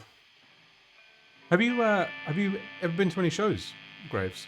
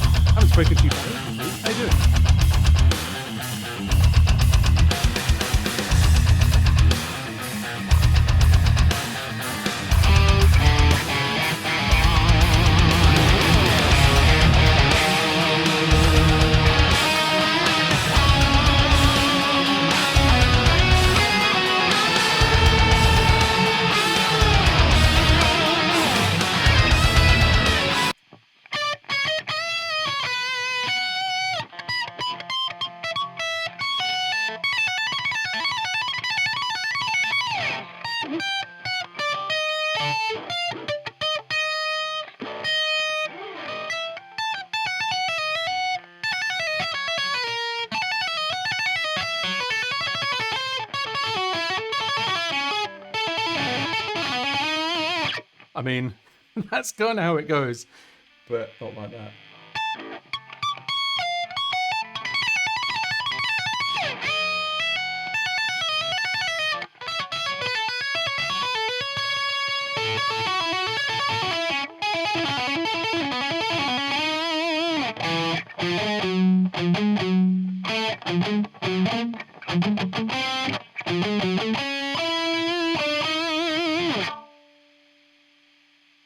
Try the riffs again. Living in Norway, dude, that's crazy. Yeah, I mean, I'm in the same boat. If you can't tell, it's kind of why I'm doing what I'm doing, because it's kind of just making me pick up guitar again. And I kind of get this thing. I mean, I'm sure you might know how it goes, but like, the longer you leave it to play, you kind of get afraid of facing how much work you have to do to get back where you were. And that's kind of where I've been for like a really long time. Like, I don't think it's gonna. I've not touched this song for literally years, and for that very reason, because every time I go to play it, I'm just like, I can't do that anymore. And then that kind of makes me feel sad that I'm like, oh yeah, I can't play stuff that I used to play. And then in the act of not doing it, I make sure that I definitely can't play it. So I know how it goes, man. You have to keep it up. You have to find a reason to pick it up and keep going, you know. But yeah, I look forward to hearing whatever you do with that. You know, send me some stuff. You always know where to reach me.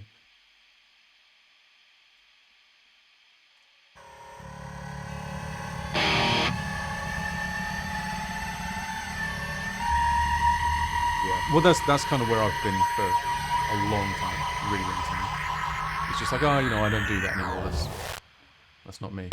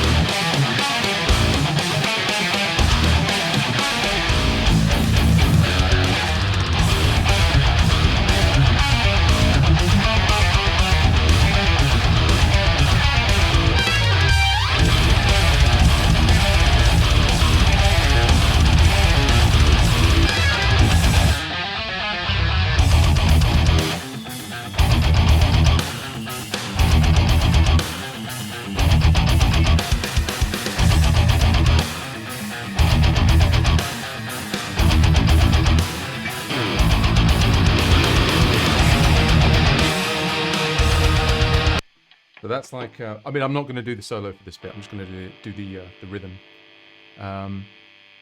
You see, yeah, like, it's kind of a weird thing kind of going through this process with people watching. Because the mindset that I had going into this song when I started it, compared to like actually feeling my hands being able to do it again, it is a cool thing. And I don't know why I've put it off for so long. And then I wonder like, oh, why haven't I gotten any better in all the time I've been playing? And it's like, well, yeah, if you don't play, you don't get better. So, yeah, don't encourage Daniel to ask me for Cloud City. He's been at it for days now. Relentless. I might do it. I will do it. I will do it at some point. Happy little song. It's the happiest song I think I've ever written. How do you decide what to play live? Well, I mean, at the moment, I play nothing live because I don't play live. In terms of what I'm going to play on stream, just whatever people ask me for, I think. That's the best way to do it because it puts me out of my comfort zone, you know. Oh, nice one. Thank you for the follow, Chris. So there's one bit in this that I keep screwing up, and it's the bit where it goes.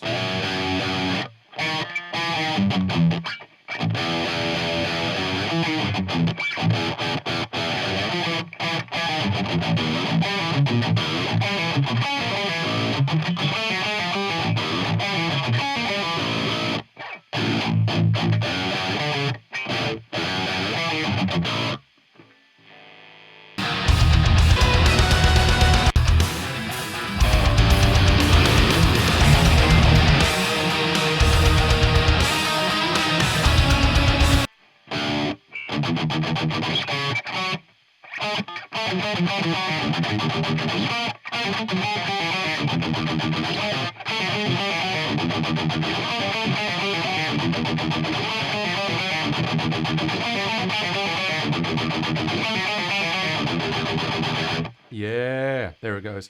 Oh, Chris, thank you for the sub, man. Appreciate that. Wonderwall banger, yeah. Thought I had the mirror down, but apparently I was tuned wrong. Yeah, it's just standard, I think. 7-string B standard. Oh man, I need to find. There's a really old version of the mirror where it's all on bass guitar, because I thought I was like doing him a sugar. And it's terrible. It's so, like, the rhythm and everything is just, it's really bad. I'll ask my dad to send it to me because he keeps all of that stuff. He's got like all of my really old versions of songs. And that particular version of the mirror, it's literally the worst thing I've ever written in my life. But I'll have to find it and play it for you guys because it's hilarious.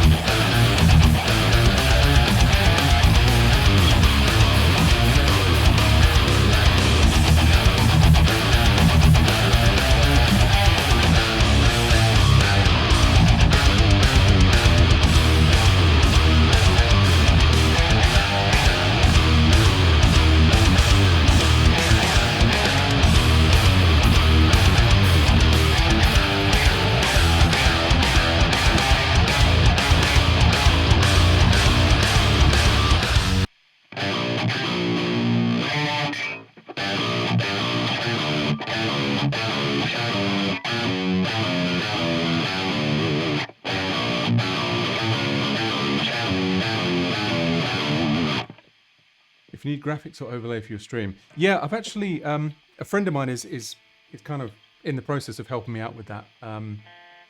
But certainly there's scope to do a lot of stuff. So once we've got the basics sorted out, I think she's going to hook me up with like my first like emotes and all of that stuff. And then once I've kind of got myself a little bit established and everything's settled, then yeah, I'll definitely hit you up for that, man. That would be great. Great to get you involved. First time in chat, long time Chimp fan. Hello. Nice one. Thank you, man. Thank you for dropping in. The berries are fresh again. That's a very interesting screen name. What's the story?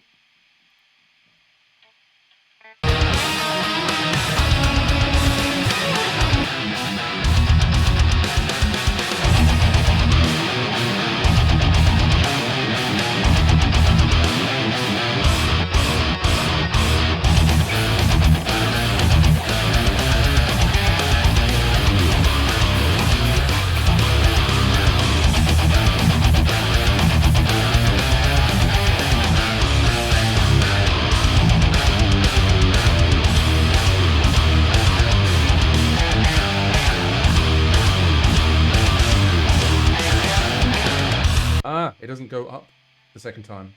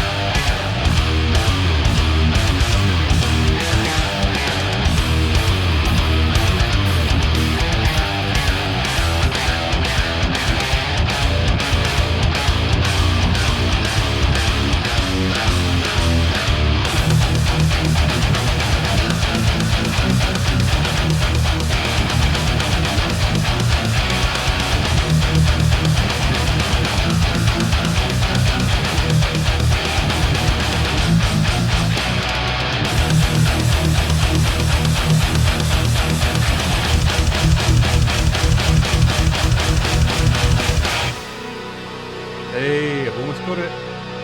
Almost got it. The solo part is still kind of like a bit. I think I'll practice that in my own time so you guys don't have to listen to me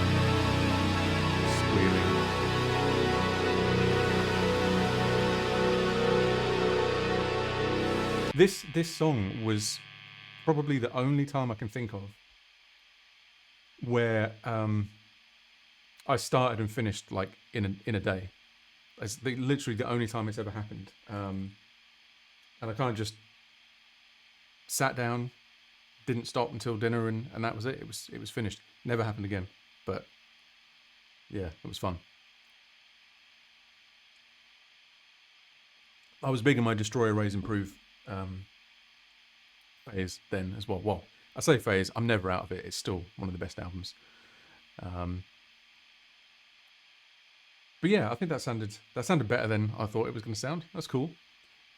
Tell us the story of the fireworks. Fireworks. Are you talking about on the there was like an old playthrough that I used to have of this song, and there were some fireworks going on outside, and I got really pissy. And also, there's fireworks in the song, which is kind of weird, and the two things weren't connected. Yeah, you know, that used to be up on my channel, and I remember Basic just being like, "Yeah, do you think we should maybe just do like a bit more of a professional one? There's not just me in my bedroom like raging at fireworks." I think it was like November 5th as well, so I didn't even have a right to be angry. It was like, yeah, that's what people do. People do fireworks. I don't know if to go for we could go for another song maybe, or I don't know what we're saying. I mean, Bad Code, I was pretty happy with how that went. Vibes, please. Yes, please. Oh man, I can't read. I need new glasses. It depends what I feel like I could realistically do. Dark Age. Ooh, I do actually know that one. Says me. You're about to watch me get it completely wrong.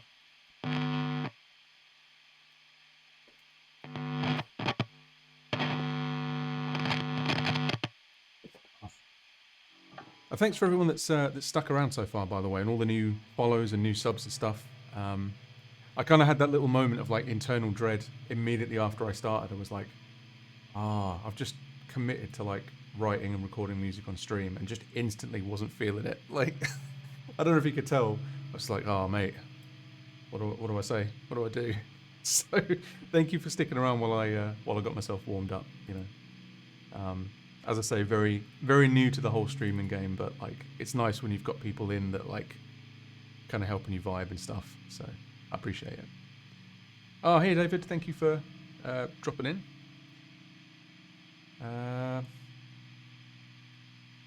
Mostly just been doing a couple of playthroughs. Did What did we do actually? Oh, Bad Code. I relearned Bad Code on stream. That was interesting. Very interesting. Once my band's first stream drops, I want to stream again and play songs on stream. Definitely, mate. Do it. Do it. One thing as well, actually, that I was thinking of doing, once I've got this sort of Discord done, it would be really cool to maybe do some kind of like community listen parties or listen streams, like mix crit sort of stuff or feedback or whatever. Like that would be really cool because I'd love to hear what what you've all been up to and stuff as well. That would be good. So yeah, I mean I'm just kind of thinking ahead of like other things that I can do once everything's up and running.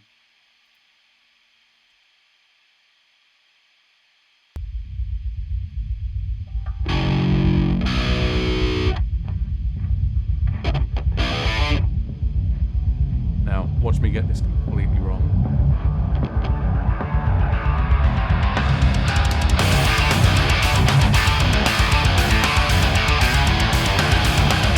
Oh, almost. Again, it's been a long time since I played it. Now, I remember with the riff on this one, for anyone that's kind of wondered how this one goes, like I'm quite big on like permutation stuff and like patterns. So a lot of songs will have something in them where it's like there's a rule that says that every third time do this thing twice, or alternate the position where you do something twice, which is what this riff is. So the first time through, it's just every note once, first note twice, the second note twice, third note, and then fourth note. So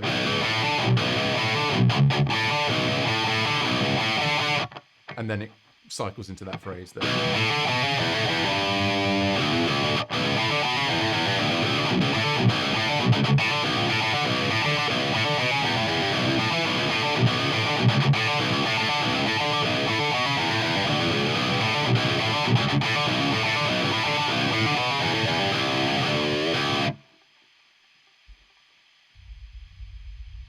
see, I do still remember it.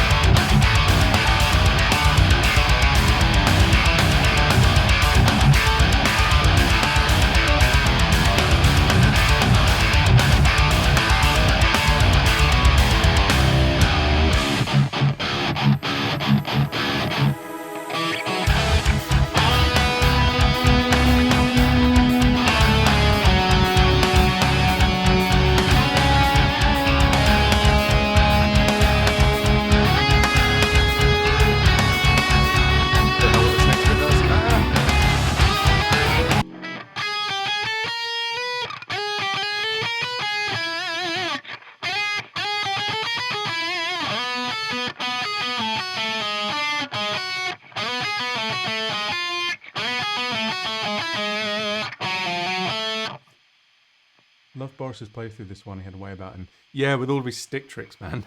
Like, I remember seeing a review once, and it was like, yeah, the songs were cool and really enjoyed the guitar, but the standout performance was Boris the Gal with his stick tricks.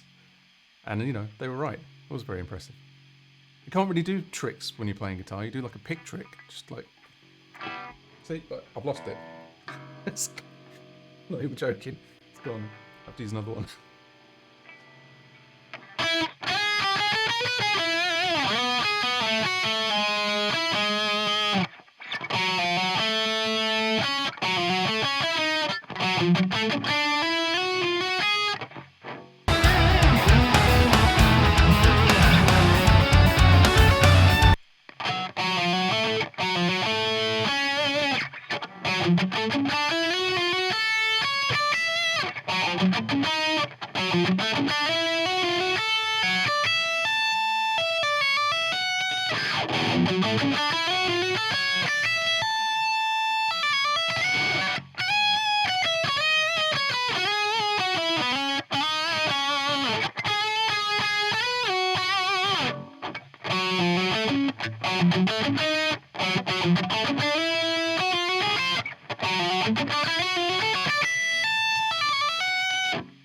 Ooh, found my pick.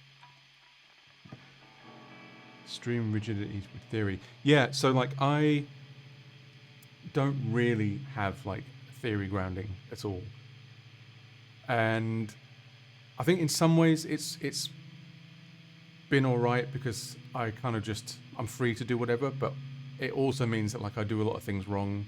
It takes me a lot longer to kind of figure out things than maybe it should do. If I kind of just knew what was going on, like I'd know where the positions were and all of that stuff. And like it kind of sucks because I've always wanted to go back in and get like a deeper understanding of what I'm playing and why I'm playing it. But every time I try and sit down and do it, I'm like, well, I could do this, or I could just do the thing.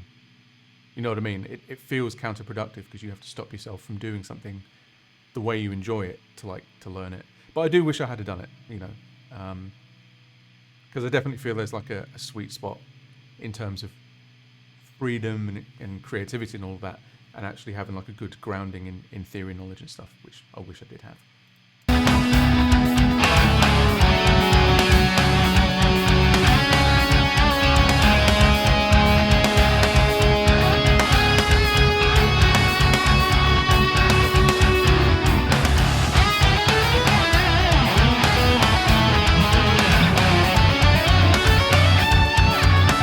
Almost.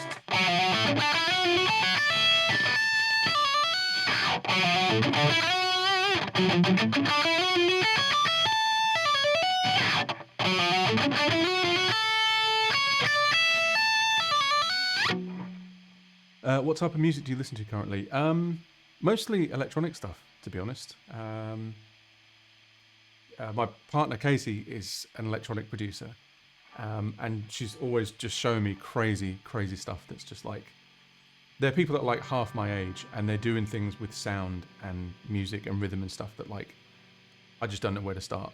Like I enjoy it, I know what's going on, but it just blows my mind. It's so far beyond what I can do, but it's really enjoyable stuff, and it feels really like boundary pushing as well. You know, there's a lot of really cool stuff going on in electronic music where people are sort of pushing those boundaries of like almost to the point of like what's even listenable anymore, like playing with noise and dissonance and all of that stuff, like just in really interesting creative ways.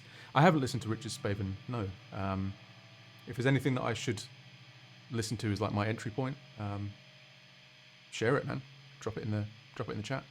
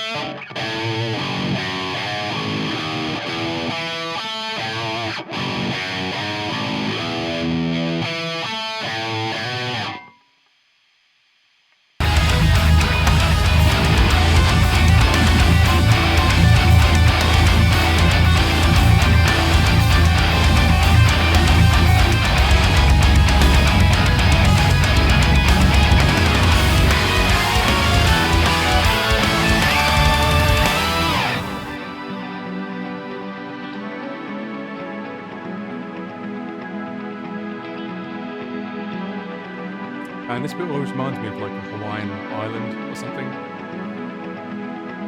Don't know why. Just like sipping cocktails on the beach. Pino's son. Oh, my parents used to know Pino back in the day. Pino Palladino, right?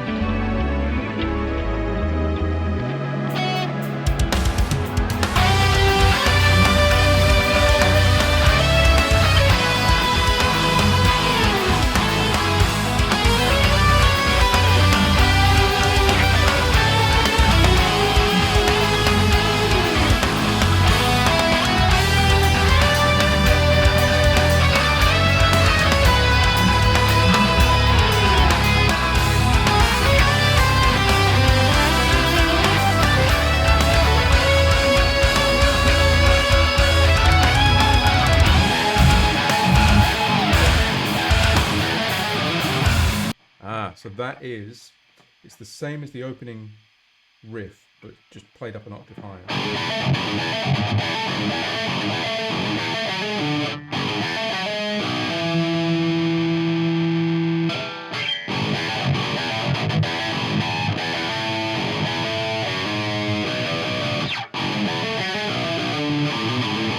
Okay, try that again.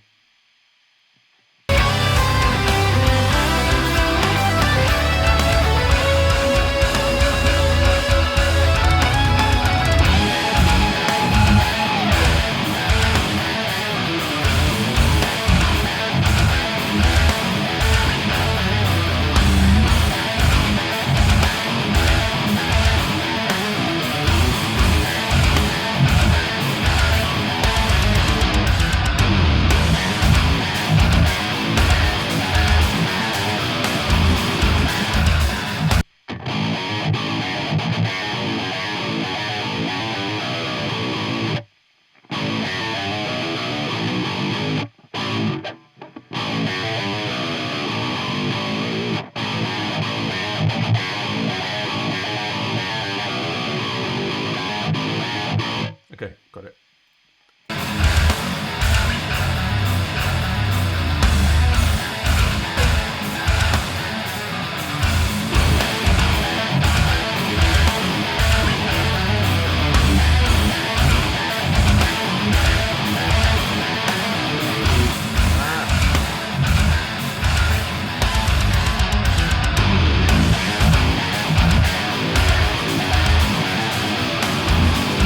Nope.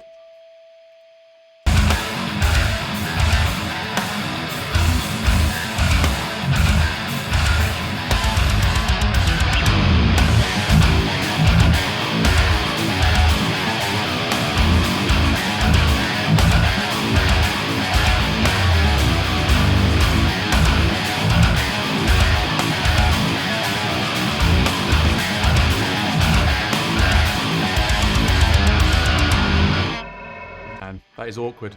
That really like takes it out of your left hand. Remember that one thing that Doc taught us in theory about tritone substitutions? I mean, yeah, I don't know. Yeah, I think that sounded okay. There was one bit in the solo that I kept getting wrong. Well, not just one bit, a few bits. It's that it's definitely not tapped.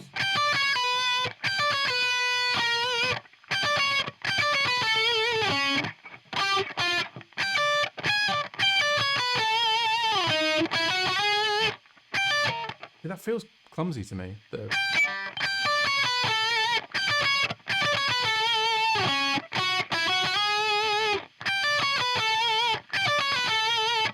I mean, it must be that. I can't really think where else to play it.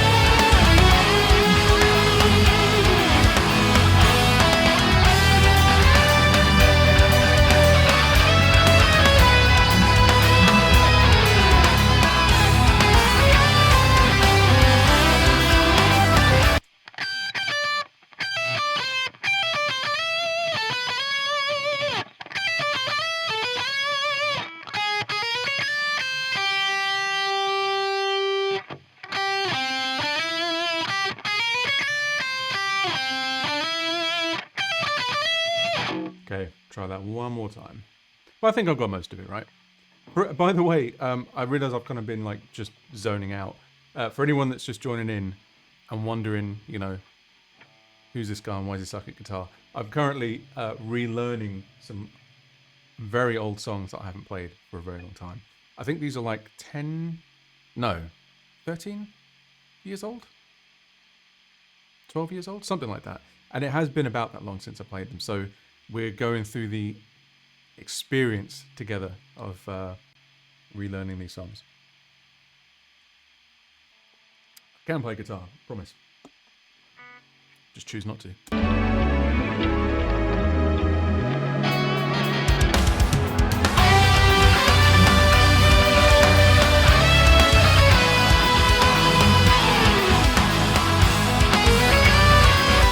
Wow. Sorry, guys.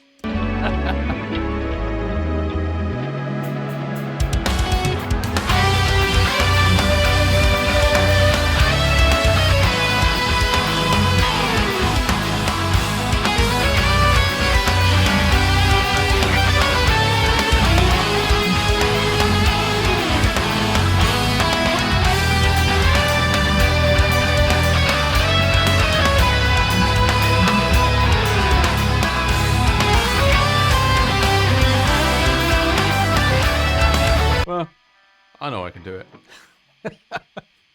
Oh man, blowing through these pretty quickly. Yeah, I mean, I guess so.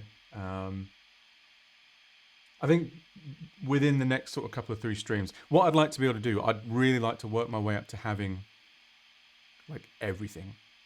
You know what I mean? So I could just do a stream, have all the automation set up for all the songs, all the patch changes and stuff, and just kind of do like a full playthrough of like the whole EP or the whole album or something like that.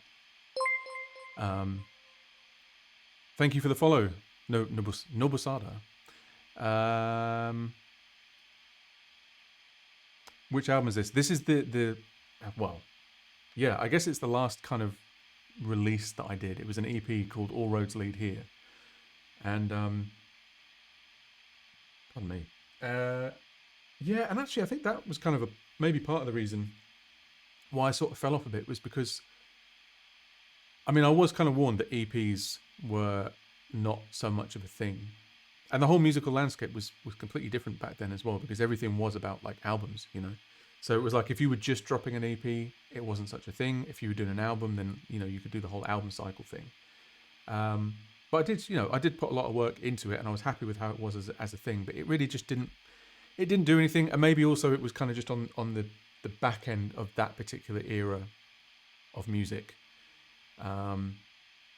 But of course, yes, I mean, it's completely different now. You can pretty much just pump singles out, and that gets as much traction as an album used to. In fact, I kind of prefer it, to be honest, because it's like, I never used to like that whole thing of having to go really quiet for like a whole year, and then put all your eggs into one basket and hope that the album, you know, did well. EP still has some of my favorite production and guitar tones. Nice one, thank you. I mean, I, as is the case with a lot of stuff, you know, I was learning, still am learning. There's things that I listen back to now and I'm just like, oh, I really wish I could go back and do that differently. But it gives the songs character, I guess. Who mixed it? I did. I can't remember. I think I was in Cubase at the time. But there were just so many things that I didn't know about. Like, I didn't pay any attention to mastering. I didn't think of it as a, you know, a thing that was even important. I was just like, yeah, people can just turn their stereos up if they want it loud, you know. So yeah, I was learning a lot of stuff at the time, things I wish I could have done differently, but you know, even if all hope the stream's going well. Oh, hey Jay Bowser, yeah, it's going all right now. I think I had a bit of a shaky start because I kind of dove into the wrong thing for tonight. I think I wasn't feeling it, but we've been playing through some old songs, done Bad Code, Harvey Wallbanger, Dark Age Technology. It's been good. It's been fun. And yeah, as I was saying earlier, yeah, I think that what I'd like to work towards is having enough stuff under my belt and practice to do like some full length, just play through the EP, play through the album, maybe even some of the old stuff, like the really old stuff, Imperium Virago, would be good. because there's some fun tracks on that. There's one track on there that's like pure In Flames, like worship. Remember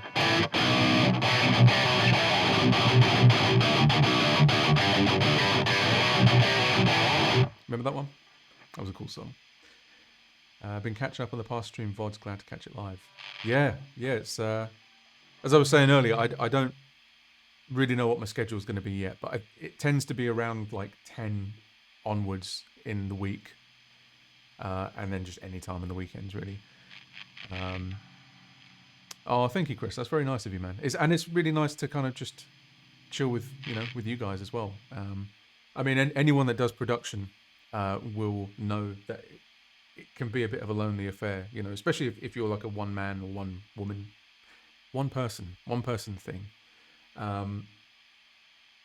Yeah, there's no feedback, there's no interaction and stuff. So yeah, this one of the things I'm really enjoying the most about Twitch so far is just that kind of real time thing, and vibing off people and stuff. Really cool. Man, I mean, it's been a bit of a long one. We're at 2.5 hours. I don't know if I'm feeling brave enough to try another song, to be honest. I mean, Mobius, we did that a couple of times on the last stream. I tried to have a set thing with my streams. I binned it. Yeah, I mean, maybe that's the way to do it. It's just kind of, I don't want to be too rigid and feel like I'm putting on a show. But it would be nice to have a lot of stuff to play through.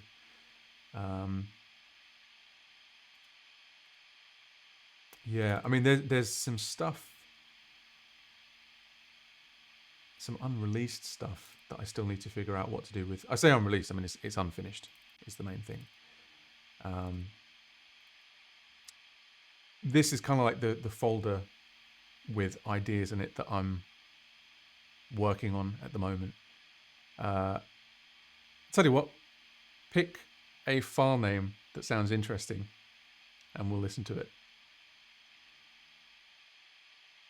Don't say all of them. We'll just do a couple of 3. Oh, I've just realised you can't. You can't even see it. Here we go. Here's the file list of potential ideas. So I don't know. What do you want to hear? The first one. Very volumes recall. Oh, I actually think this one kind of sucks. I mean, we'll listen to it anyway, but.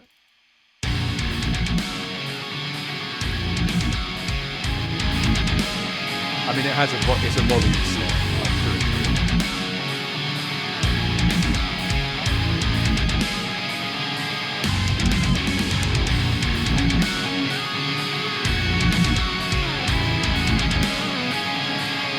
These are all demo mixes, by the way. Like, some of them go back a really long time, so don't judge me.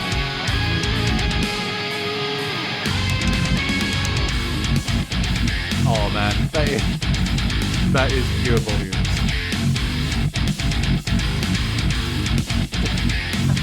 That's so on the nose. I can't use that.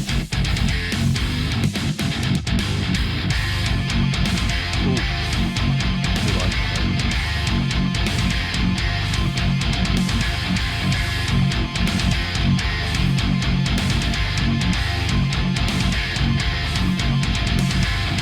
Dina, I think that would be cool with vocals. And I don't know if you guys know, actually, Dan is doing some vocals on a new Chimp Spanner song that is actually finished. So when he's back off tour, at some point we're going to work through that, the vocal stuff, to, sort of finish it off properly. But I've really warmed up to the idea of doing vocals. Not doing vocals, having vocals. I do not sing. Just so that you can kind of get away with just riffing. Because I find that really exhausting about instrumental music sometimes, is like having to just constantly keep it like, I can't just chug for a bit. I have to do something cool or something hard or whatever. I don't know. Maybe that's just me that feels like that way. I think people just enjoy whatever. What are your thoughts on bands that you've inspired, like Periphery and Monuments? To be honest, we were all kind of doing our thing at the same time. Not that there wasn't any sort of like exchange between us, like absolutely. But those two bands in particular, I think, are examples of like they completely just went their own way and did their own thing. And yeah, I mean, I love those guys. Love what they're doing. They've taken it to places that I definitely couldn't, both in terms of like, you know, how sort of big they've taken it and the sort of technicality and proficiency and stuff. Clean vocals are heavy. Both, but primarily heavy, I think, would be cool.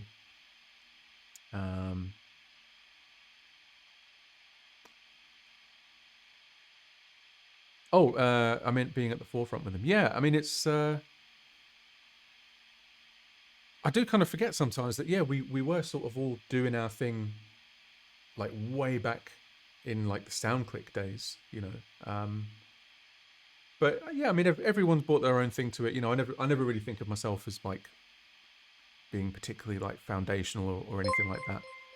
Oh, dude, thank you very much for the sub. Thank you, Jay Bowser. But yeah, I mean, obviously happy to have been there. Let's pick another idea to listen to. Bearing in mind, I haven't listened to some of these for a while, so this could be. There's another folder of even older stuff that could be quite funny.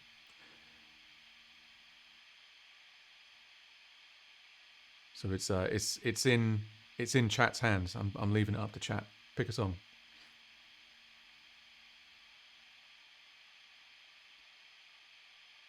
"193 Metal Dissonant Chugging." Let's see.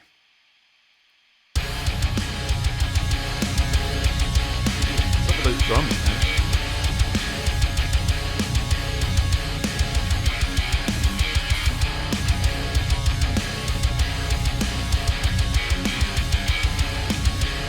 I can tell you what it is. It is what it is. Okay, that's literally just a riff. It is what it is. Where is it? Is what it is. Does it have a tempo? I can't see it. Oh, 156. There we go.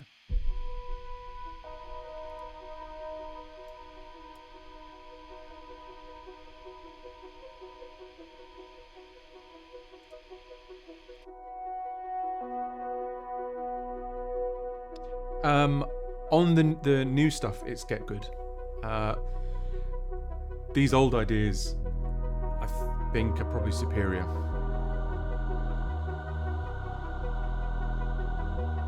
This is very quiet. Sorry, I can't make it any louder, guys.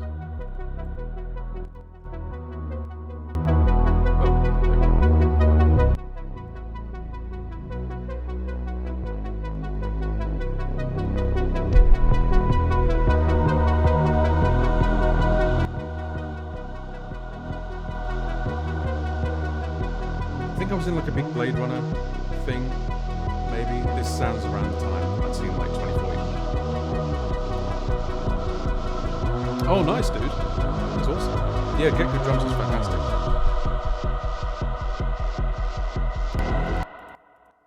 It is literally just ambience. Deftonesy. You want to hear Deftonesy?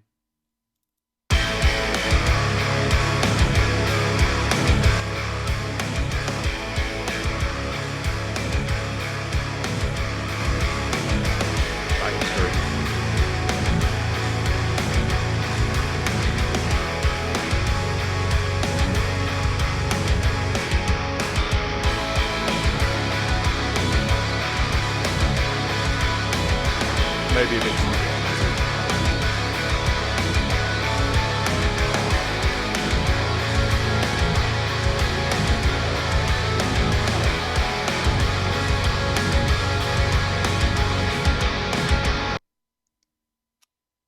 Yeah, I might work on that actually. That's kind of cool. I mean, it's very on the nose. Like you can hear the influence. Sync to switch because my rep left tune track. Do you like it better? I mean, honestly, like I have used Superior on a lot of stuff, and those guys have been great in as much as, you know, sort of furnishing me with all the things that I need. And I still use it in my production music. I did find Superior 3 a little bit disappointing in terms of like how heavy the drums would go. Like it felt like everything was capped at like 100 velocity for some reason. And there were ways to get around it, like doing like trigger layers and all this stuff, but I found it a little bit hard work. And then when I started using the GGD stuff, they had that smack and that hit straight away without even having to try anything. So for what I'm doing at the moment, I definitely am getting on with Get Good a lot better. For my production and library stuff, where I need to cover like a lot of different bases, it's still pretty hard to beat the Superior stuff because there's so many libraries, so many presets. So yeah, the short answer is that I'm using both, but for my new chimp stuff, it's very much, GGD.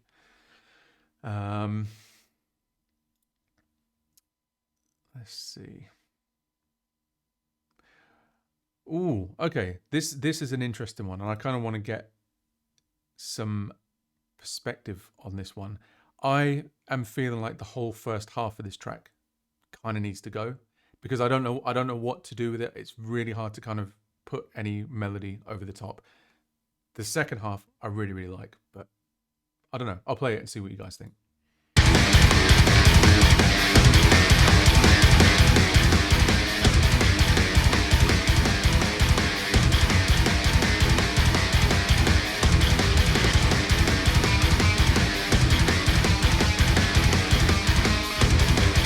I don't know what to do over this, but it's a bit.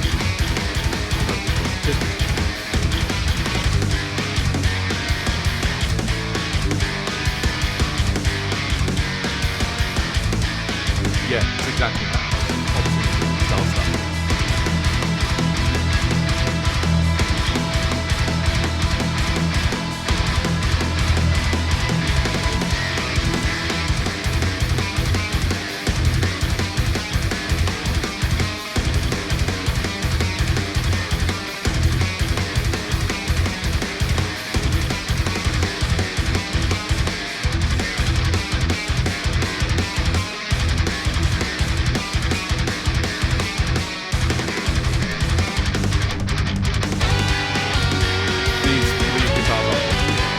Obviously.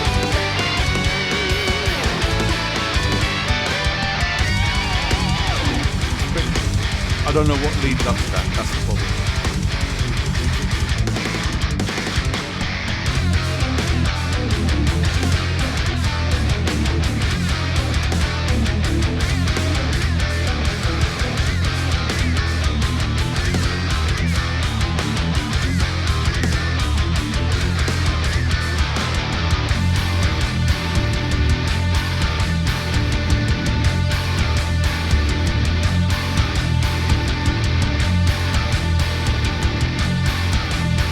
It's cool, man. I know how you meant it.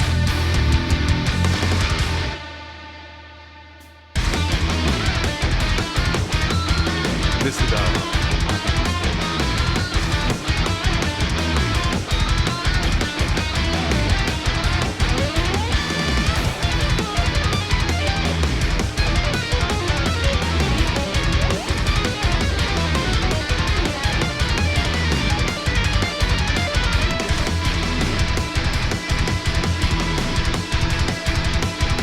Stank crazy.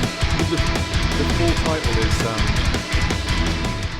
Curiosity Killed My Cat, which I think will remain the title. Because Curiosity did kill my cat.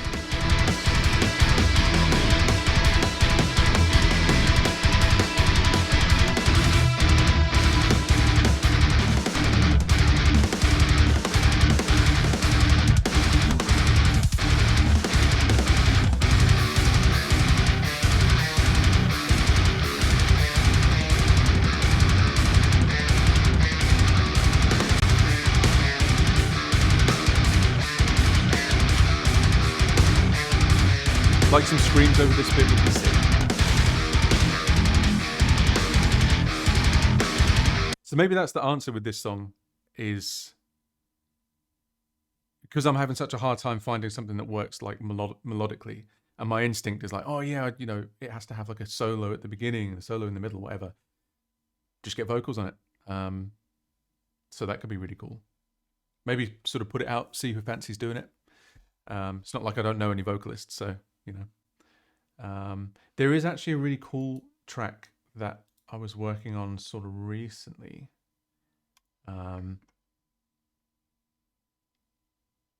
Again, don't fully know where to go with it, but I think it's sounding cool. Man, time flies on this thing. 3 hours. I probably will come off soon.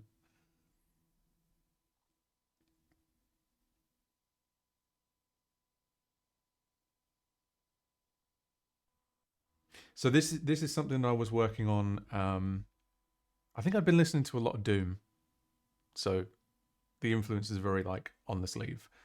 But yeah, this is a cool idea.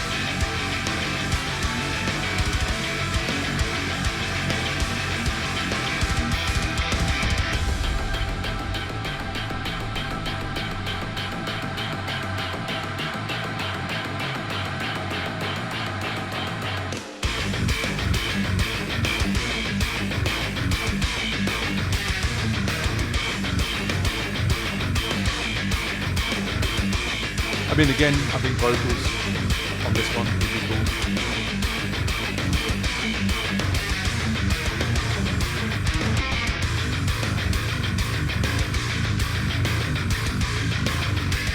Maybe like change up the rhythm on this bit so it's not just like a pop beat.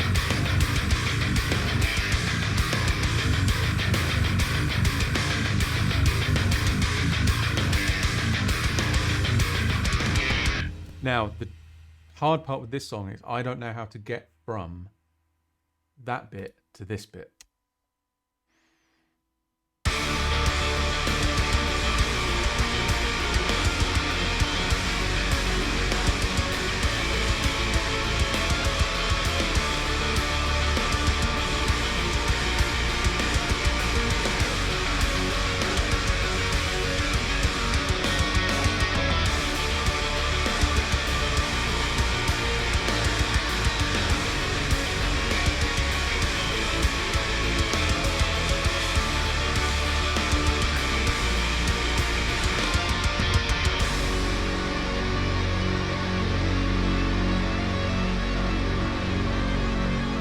Now, this next bit, I haven't played it on guitar yet.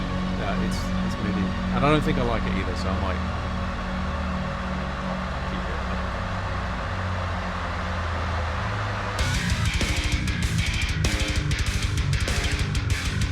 it. Or start doing a lot of bicep curls. Get my picking arm into shape.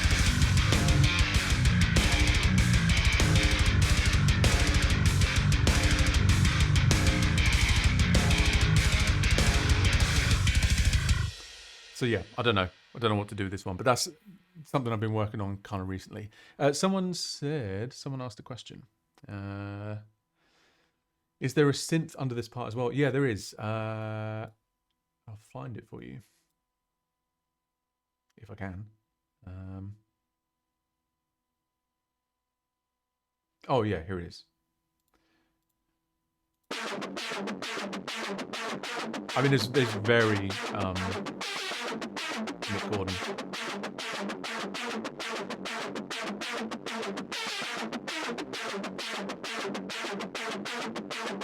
So the thing that's given that a lot of its character is this particular chorus effect. It's a BBD, or bucket brigade delay, and one of the modulation sources on it is noise.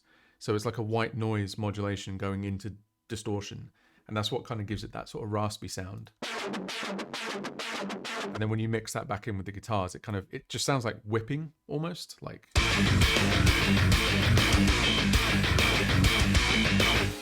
Also, someone asked something about Reason. You do it all in Reason. Yeah, I've been Reason exclusive for like 7 years now, 8 years, something like that. Which guitar synth are you using? Oh, I'm using this fella, Real 8. I don't know if you guys know this one. It's by a company called Music Lab, and it's sick. It's really, really cool. It's lightweight in RAM. You don't need Contact to run it. It's a standalone thing. And what I really like about it is the articulations are like crazy easy to set up. Like you just pick a key, you say, yep, I want an articulation on G-1, and I want it to be whatever, unison bend, and that's it. It's done. I mean, if you hear, so basically, I think I wrote this when I was like away from my guitar. So it was MIDI first. And if you listen, so if we mute the real guitars just for this bit, it still sounds pretty decent. So that's like MIDI guitar. It sounds pretty good.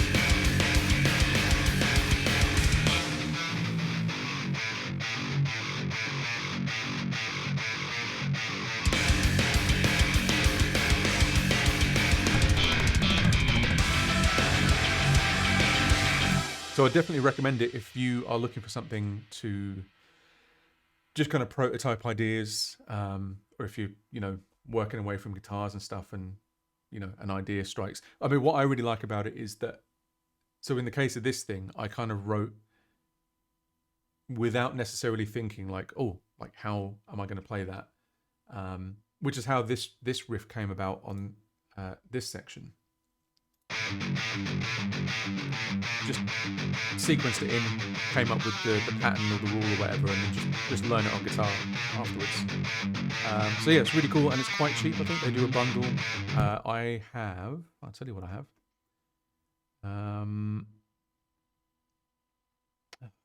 Where is it now? Yeah, so I've got Real 8. It also has multi-output modes as well, so you can send quad track guitars to their own amps. Really cool.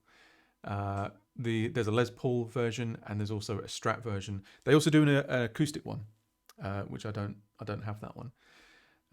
Yeah, I've tried Guitar Pro, but I don't really get on with it.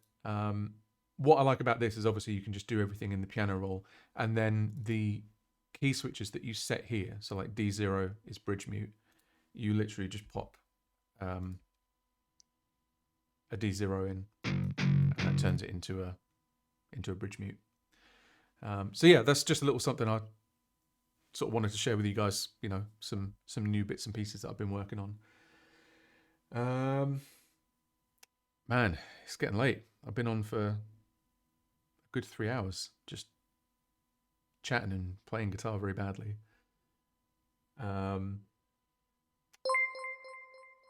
Nice one, thank you, based Yam. Someone mentioned on the last stream, or I think online somewhere, that it would be cool to go through some of the Zeta stuff as well. Kind of look at some of the projects for that. I can hear that. It's all right. Katie's playing memes at me through the door.